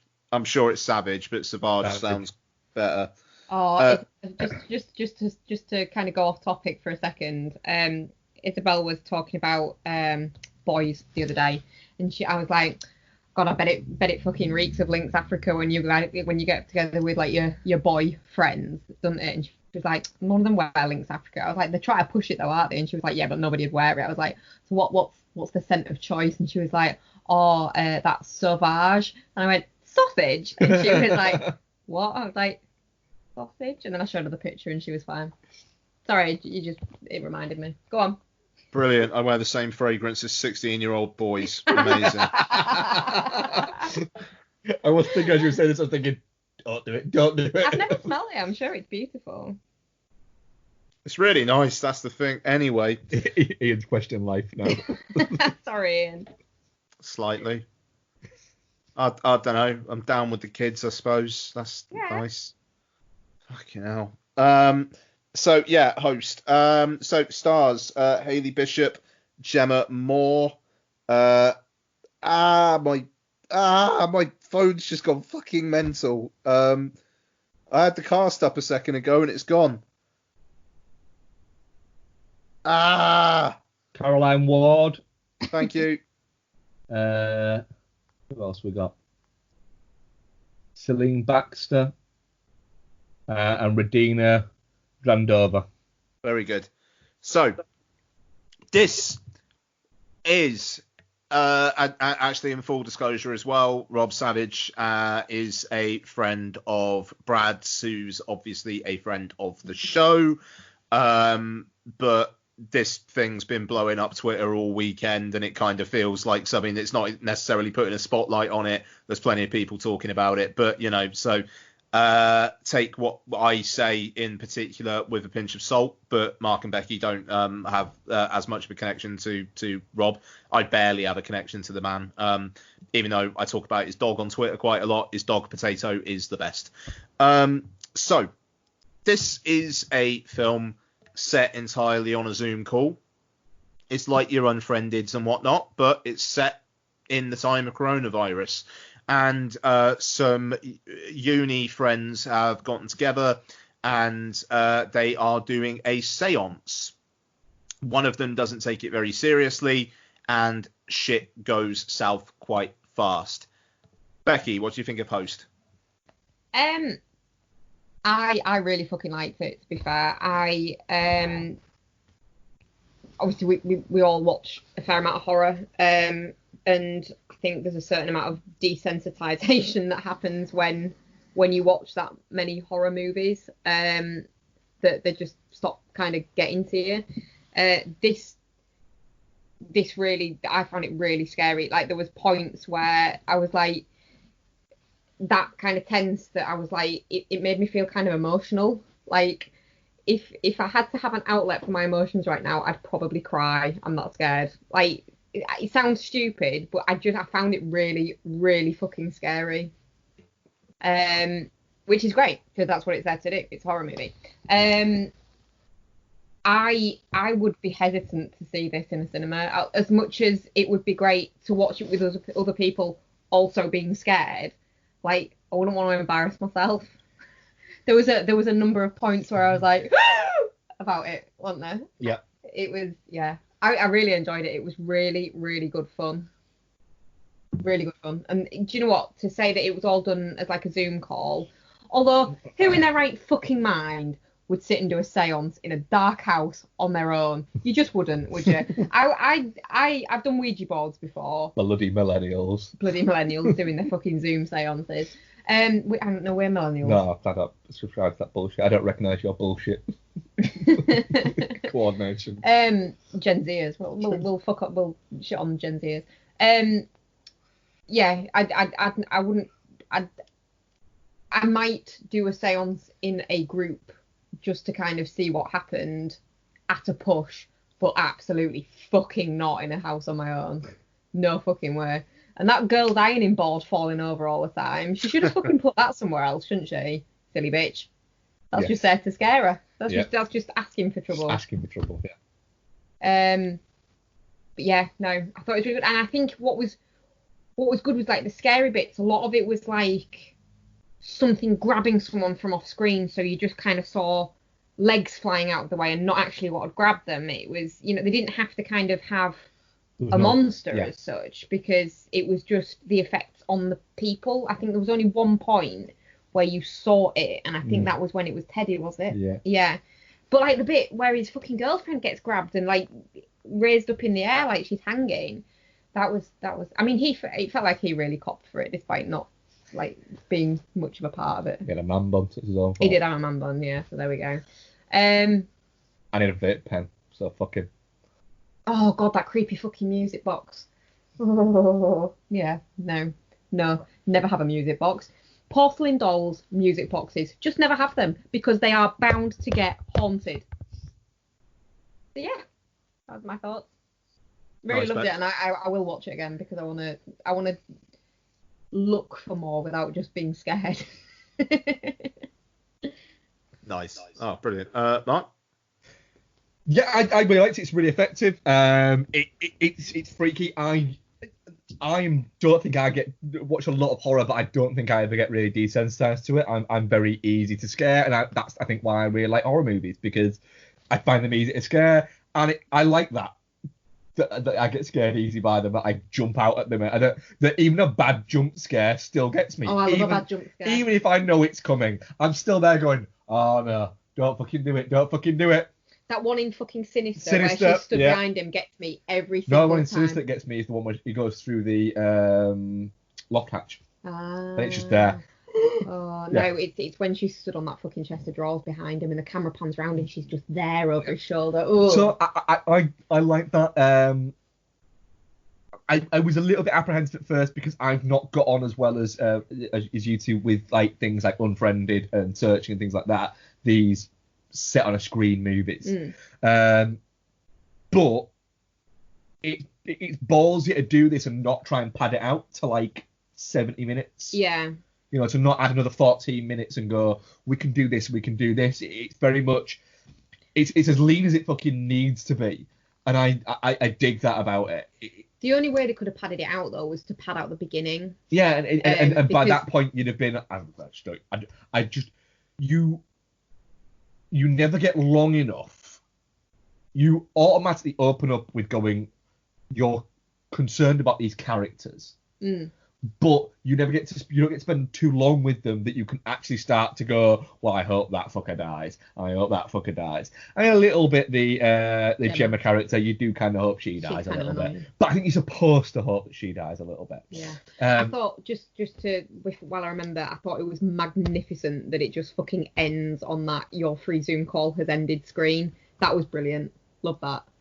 Seen that screen so many times over the last few months. Yeah, but yeah, I really liked it. It's just such a. I think, like we said about Phantasm when we reviewed that, it's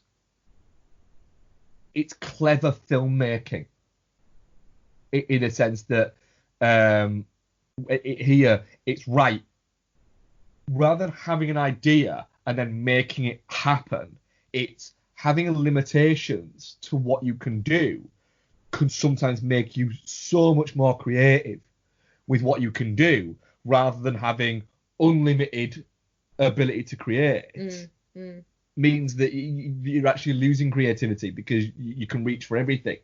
And I think that's what's happened here is, right, what can we do? How can we make this scary? How can we do this? What can we do here? And those limitations are used to its advantage. Yeah. There. Definitely. In the fact that you never feel like it's limited. It always feels like it's telling the story that it wants to tell. And it's getting the scares that it wants to get in. Within what it can do. Yeah. It's such a clever film. I think what's good as well is obviously it has to, because of those limitations, it has to rely very heavily on the performances. And their fear was really kind of, it felt really genuine.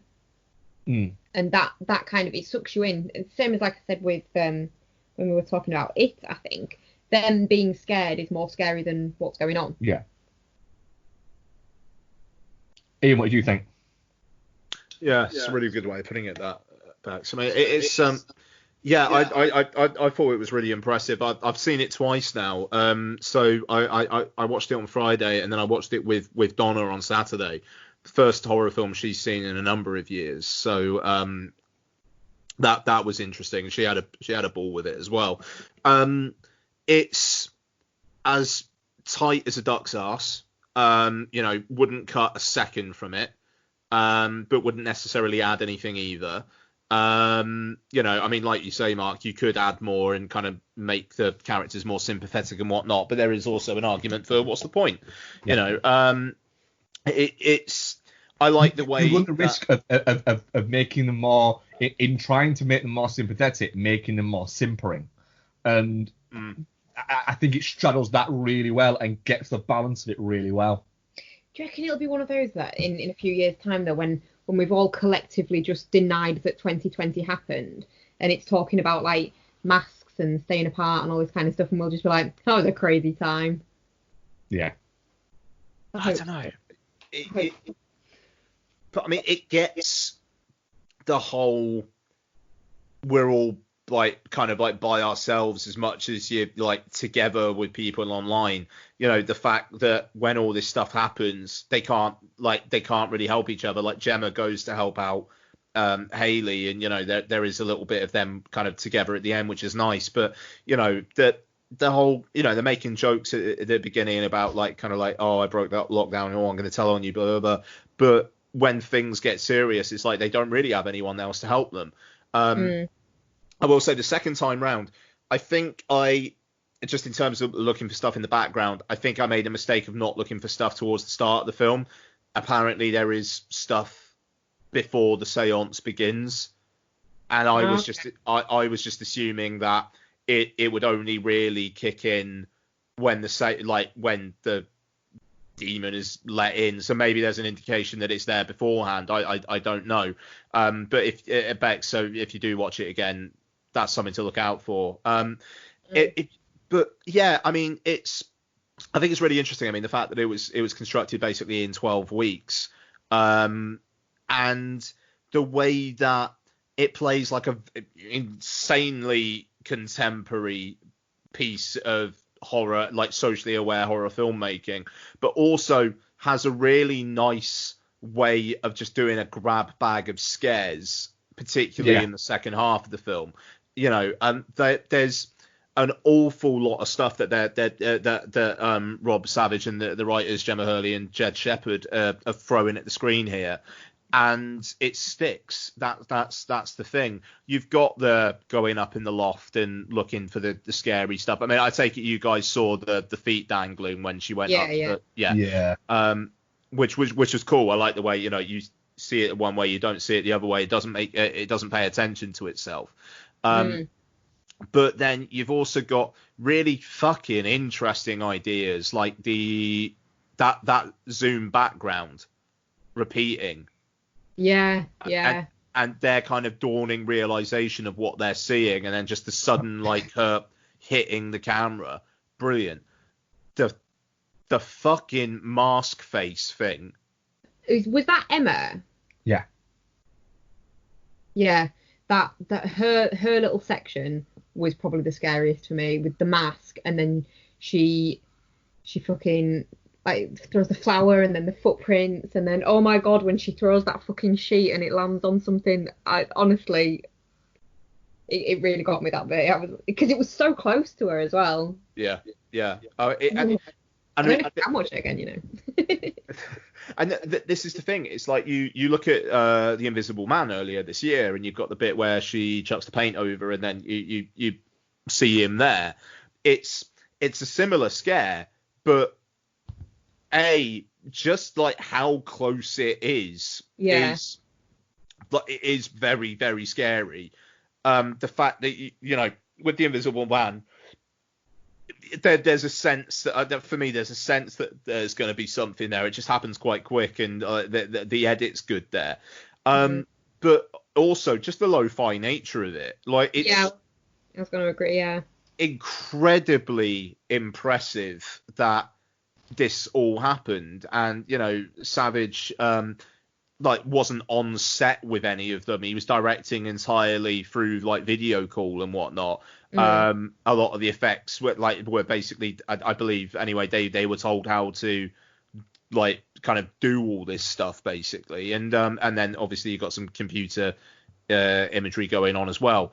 But yeah, it's got it's got things to say specifically about the last few months, which I think are interesting. It's got some really, really good scares, and it gets the fuck out of Dodge.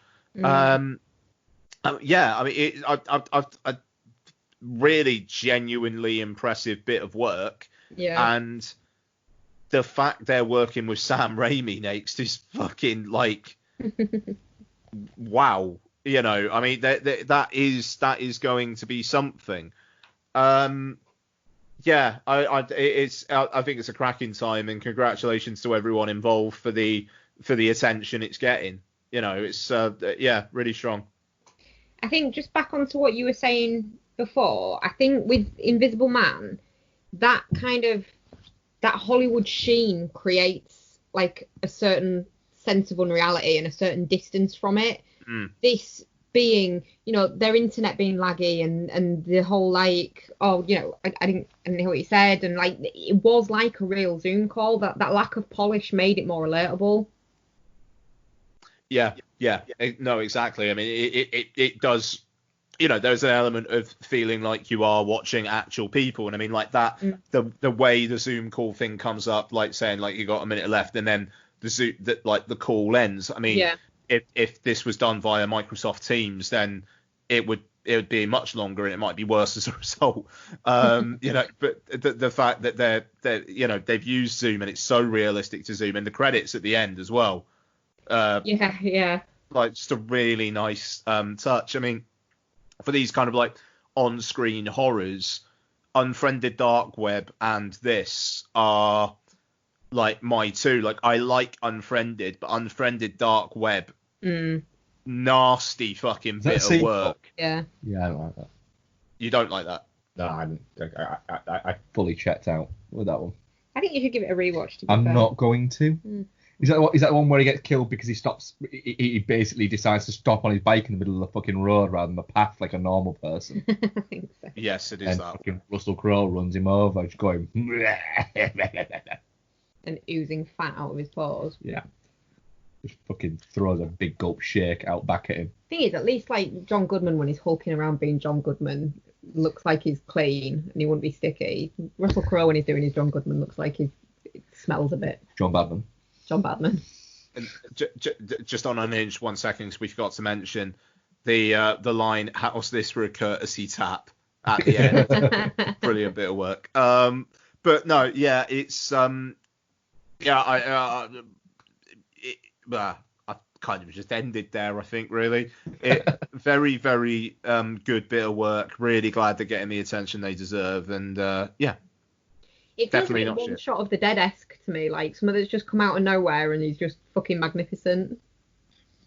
It's nice when something is getting all of this buzz in the horror community, and then you watch it and you go, all right, yeah, fine with that, because 7 out of 10, 8 out of 10 times with these things, you watch it and you go, it's a bit crap that. Yeah.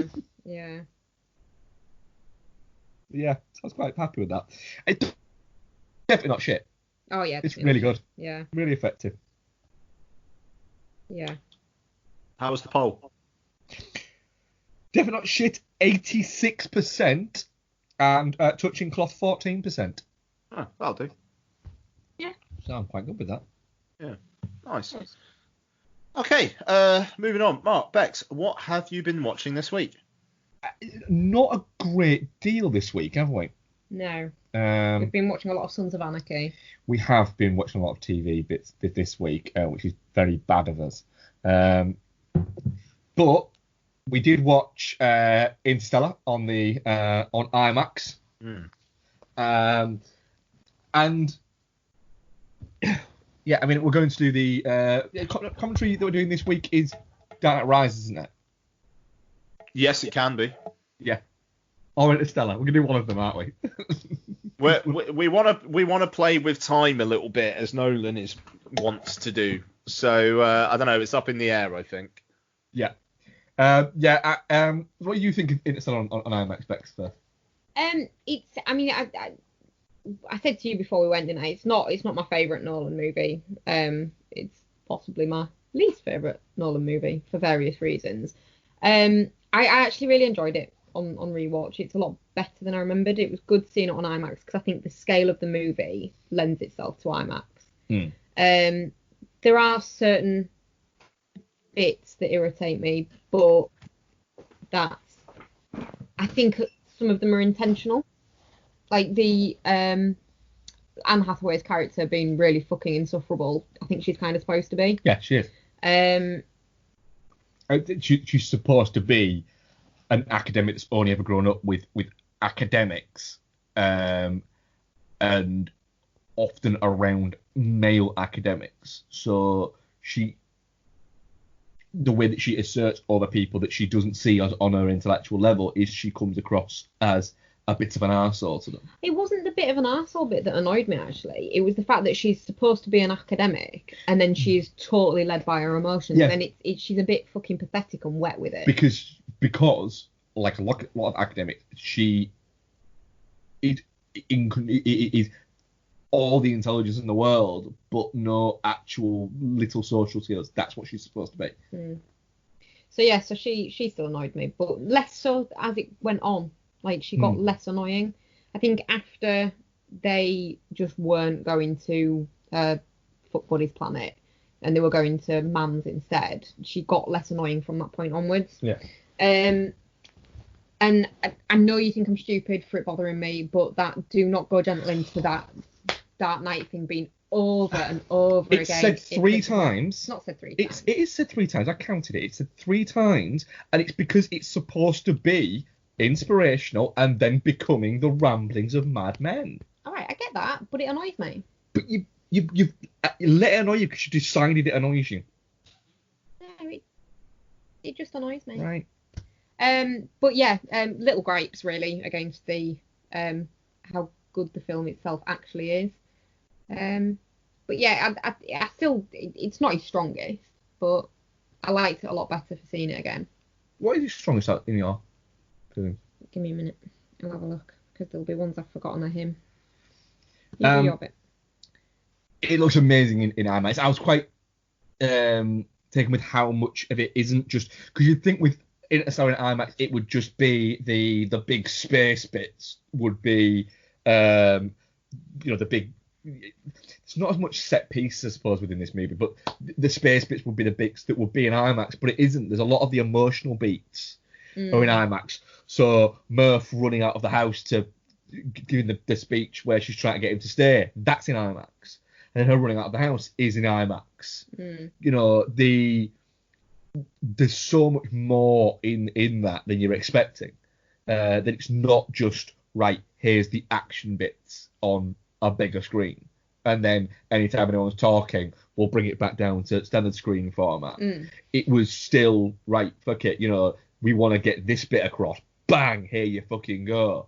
And I thought that was pretty fucking cool that you had that level of it there, that no one wasn't just interested in, look, here's space, boom. It was, look, here's this bit. I think it's, if it grabs you, it's got you. Yeah. I think there's bits where I think if it's not quite grabbed you as it goes towards the end, you can start to go, all right, what's going on here? Whereas I'm very much like, oh, I'm fucking loving what's going on here. But yeah, I think it's spectacular. I think for me it might be his best film. So back to your question, I could probably only narrow it down to a top 4.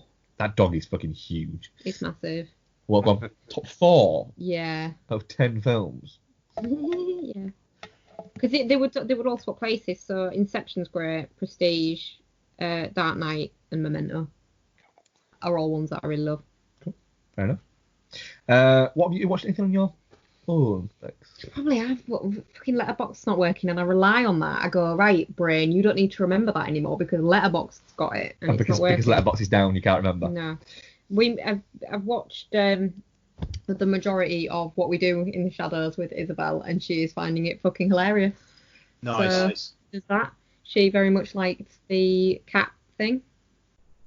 Oh God, yeah, it's brilliant. But yeah, when we started watching it, she was just like, for a solid like quarter of an hour, she was just sat behind me just giggling to herself. when they're doing like the introductions bit. And the other bit we've watched is Disturbia. Yes. We decided to watch Disturbia. Who's the love interest in that? The love interest in that is Generic blonde number 4. Sarah Roma. Oh, she's been in things. She has been in things. She was also in Risk Cutters, A Love Story, The Grudge 2, and some TV stuff. And Carrie Ann Moss is the mum? Yep. Yeah, okay. And David Morse is the bad Morse. guy. Yeah. I enjoyed it because it's very early Shia LaBeouf, and I enjoy all genres of LaBeouf. Calling by his proper name. The beef. But in this side, he is.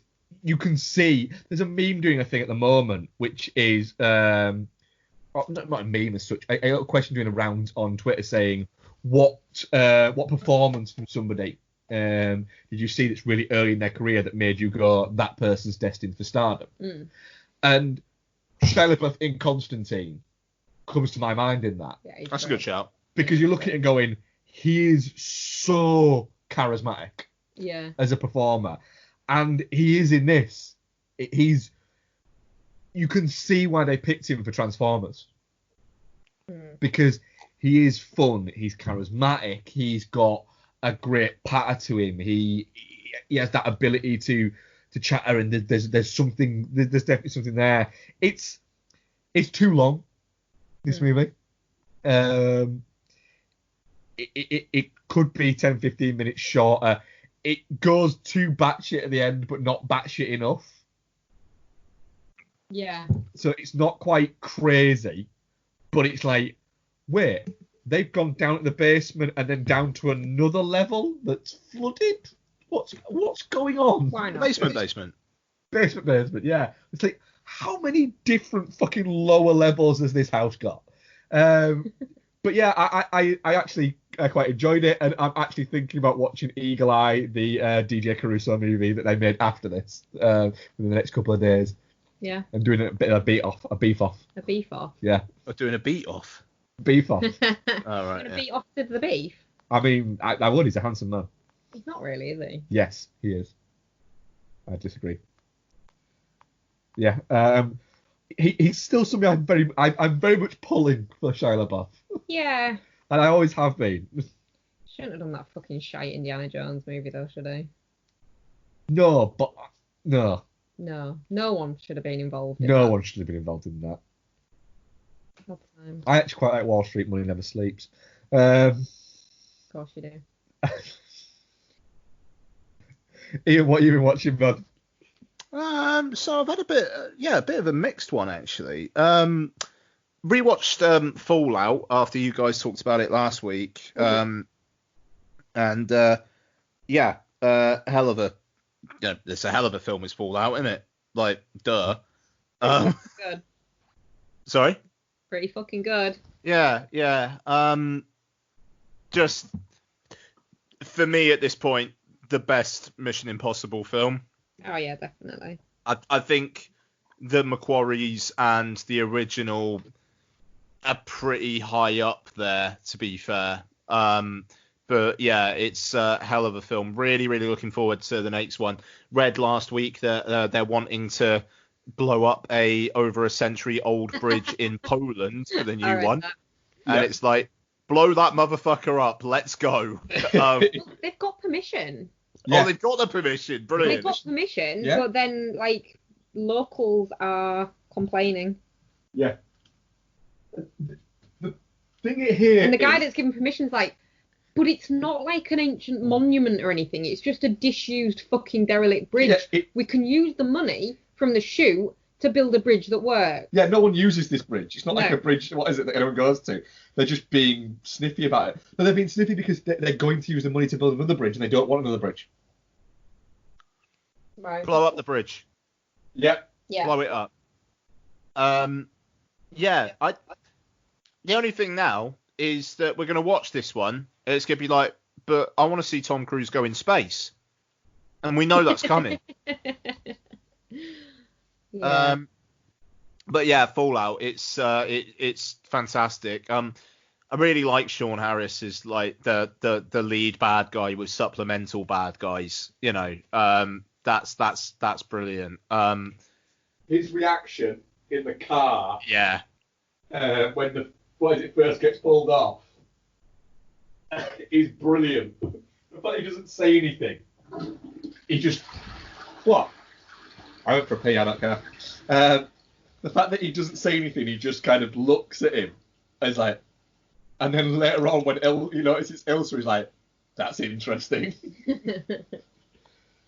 Yeah, it's a really good performance.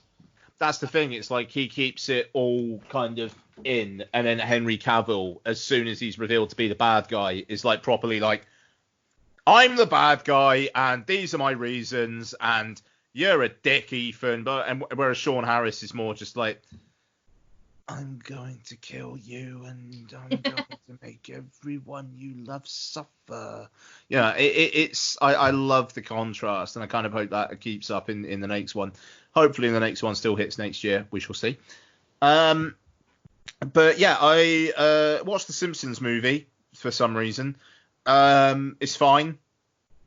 It's an episode of the Simpsons from 15 years ago, but it's an hour and a half long. It's got some good points. It's got some not great points. Sorry? It's as good as a Simpsons movie was ever going to be. It's as good as a Simpsons movie was ever going to be, is what I think. I think if they'd have made it 10 years earlier, Simpsons wouldn't have lasted as long as it did. If they'd have made it 10 years later, it'd have been an absolute car crash. Yeah, they pretty much, yeah, you're right. They pretty much got it in that perfect time for The Simpsons. Yeah. The episodes had started to become a little bit crap at that point. And then with this, they managed to do what they needed to do with it. I will say the simple visual gag of like impending doom and everyone in the church going to Moe's and everyone in Moe's going to the church is fantastic. Yeah, fantastic. So I also watched I watched two things yesterday. No, I didn't. I watched one thing yesterday. I'm halfway through Avatar. That's why I think I watched two things yesterday. So yesterday morning, new episode of the Blank Check podcast comes out. They're doing Julie and Julia. I'm like, never seen Julie and Julia. Amy Adams is in Julie and Julia. Meryl Streep's in Julie and Julia. Don't know. I'm going to watch Julie and Julia. And then we just watch Julia and Julia. So, Julie and Julia. Julia has lost all meaning now. Sorry? The word Julia has lost all meaning now. Well, because I've said it so much. Yeah. So Julie and Julia stars Meryl Streep as Julia and Amy Adams as Julie. It's based on a real life woman who wrote a blog, basically doing all of the recipes in Julia Child's Mastering the Art of French Cooking over the course of a year. And it kind of tells her story intercut with Meryl Streep and Stanley Tucci, basically living life in France, and Julia Child basically becoming the woman that she became famous for being, essentially. I thought it was a really charming piece of work. Amy Adams, I've got a penchant for Amy Adams anyway, and she brings her charm to the role. If anything, I think she's so charming that the arc of the film where she becomes narcissistic and it fucks off her husband, I thought I was just like, well, I'm so charmed by Amy Adams that I don't think she's narcissistic at all. You should be helping her more. So it kind of lost me through me just really liking Amy Adams. And that's no fault. I don't think that's any fault of hers. I think that's completely my bias. What is also interesting is after watching the film, I listened to Blank Check and they were talking about how the real life Julie, her follow-up book was about her basically wanting to become a butcher and her doing that while also talking about all the fucking affairs that she had and how her husband was sleeping around and how they hate each other. And, apparently she's not the nicest woman in the world. It's like, wow. Wouldn't really have taken that from Julia because she seems really nice in this, or at least I think she is, but apparently she's narcissistic. Meryl Streep is having the time of her life. She is all about the ham and having a brilliant time. It's also a very, very horny film, and I love it. Stanley Tucci and Meryl Streep every now and then fucking just doing the like come to bed eyes at each other and, having some kisses. It's like, yeah, go on, you two. That's brilliant. Amy Adams and Chris Messina, she gets turned on by him enjoying her food and he gets turned on by her food and her. Brilliant. Very, very horny film. There's quite a lot of like people getting down to it scenes, and I'm here for it. Yeah, I really enjoyed it. Very, very sad that it was Nora Ephron's last piece of work. A very nice couple of hours. Nothing much more to it. But Meryl Streep is very, very, very good. She's not over the top. She's just playing Julia Child. And always great to have Tucci in support. Chris Messina as Amy Adams, his husband, doing some good quiet work. It's well done. Yeah, I really, really liked it. Very, very pleasant Sunday afternoon watch. Cool. Yeah. And I think that's me, actually. I also rewatched Interstellar. Hell of a film. We'll talk about it in the commentary. The IMAX framing, fucking awesome. That one shot where it's on the ice planet and you got the ice at the bottom and the ice at the top, and it's just like zooming forward. Fucking amazing. Love it. And I'm all about Tars as well. Tars is a good guy. He's a great character. Yeah, absolutely. Tars, to be fair. Case is pretty cool as well. Yeah. Who is? Case. Which one's Case? Oh, the other Tars. Yeah. And I felt really. Do you know what? Like, that is how good this film is. Like, I know that I was kind of damning it with faint praise before, but that is how good this film is. That when you see Mr. Man, his destroyed one, you're like, oh, he did a murder on that machine. Like, you feel really bad for Kip. Yeah. Poor Kip. He didn't deserve to go out that way. No, he didn't. His memory banks were fine. Yeah. Matt Damon's entire character in that fucking film is a masterclass. Yeah. He's an absolute douche bomb, isn't he? He's such a piece of shit. What a piece of shit. But I like the when fact he's like, I can't listen to you go through this anymore, and instead of going to help him, he just takes his fucking audio off. I like the fact that he's an admitted piece of shit and he's logicized it to himself. It's just like, this guy is that much of a prick that he has decided, no, I can logically explain this away to myself for why I am right. What a tea. Yeah. That whole sequence though of like he kind of delivers what should be the death blow, and he's like, I'm with you, like I'm here for you, and it's like I can't look at this, and he's walking away and he's talking to him, he's like, I'm with you, can you see your kids? He's like, I can't do this either. Just those stages of just utter, you are the worst. Yeah, you get it's great in the fact that they kept on saying, well, he's brilliant, he's remarkable, he's the best of us, and then it turns out, no, he's the worst. He's the absolute worst piece of shit. I mean, that and just like his whole thing of just like he just set up the whole, I tried to resist it as long as I could, but I had to press the beacon, I had to ask for help, and it's just like, how fucking quick did he do that? You get a feeling it was like maybe a day. Yeah. Yeah. At best. Can you imagine though? Can you imagine your surname being Man and being a bloke? You'd have to either like become a man of God or become a doctor or something. Michael Mann. So is he just? Has he got like an honorary doctorate or something, or is he just literally Mr. Man? I think he's a professor, Michael Mann. Professor Man then. Yeah. That's all right. You could do that. But you couldn't just be Mr. Man, could you? You couldn't live your life as Mr. Man. It could be a gigolo, so you could be Lover Man. I mean, Ian's just cracked the code. No, you've done it, Ian. Fair play him. Fair play.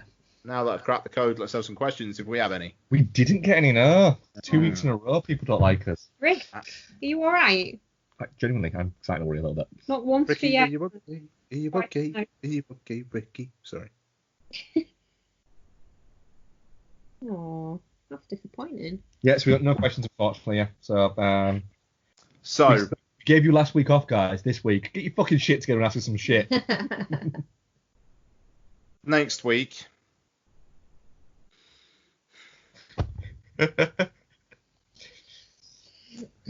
Yes. What we covering, Ian? What we covering? well, we're gonna cover an American pickle, but the main event. Stop bouncing. Was dancing. I can't even.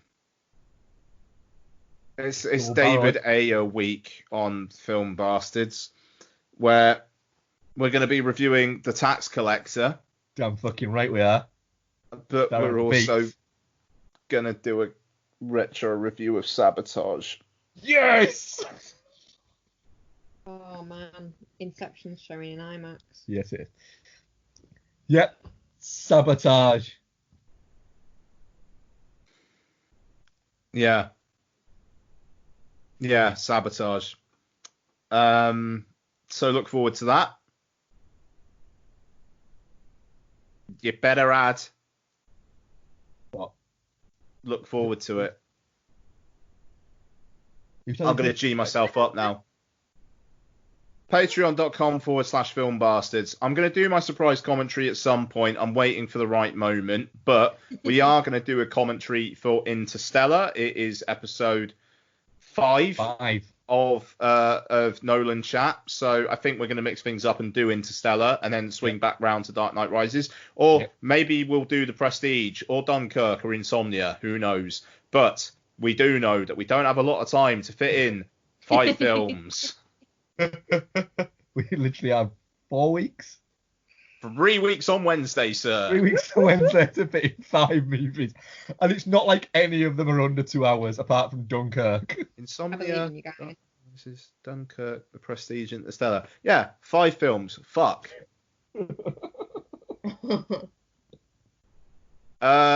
So We'll get it look done, forward- man. Sorry? We'll get it done. Yeah, we will. I've got a feeling it's going to be down to the wire, and we're going to be recording the last one on the day before Tenet, but we'll get there. Yeah.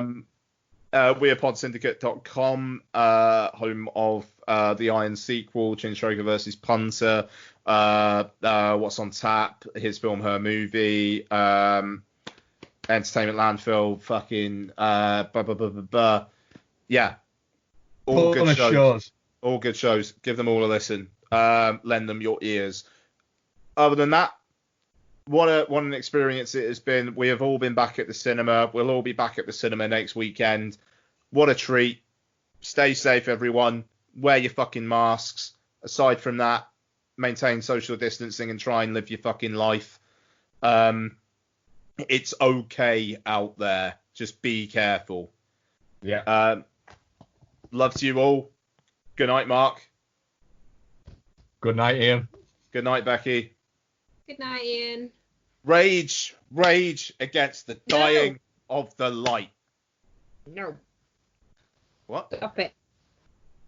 Becky doesn't like that poem. I do like that poem. That's why I don't like its overuse in Interstellar. It's not obvious in Interstellar, you're wrong. It's used, what, like twice? 3 times. 500 It's used times. 3 times. It's not used. It's used 3 times. Counted. I'm sure it's at least 4. It's not. It's 3. Bye. Right, when they go make food, what are we making? You're making homemade pesto, Mark. I made pesto. Homemade pesto. Oh, shit. I'm going to stop the recording Finally. right now.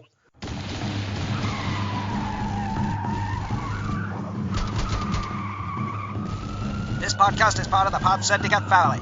For more criminally compelling shows, articles, and conversations, head to wearePodsyndicate.com.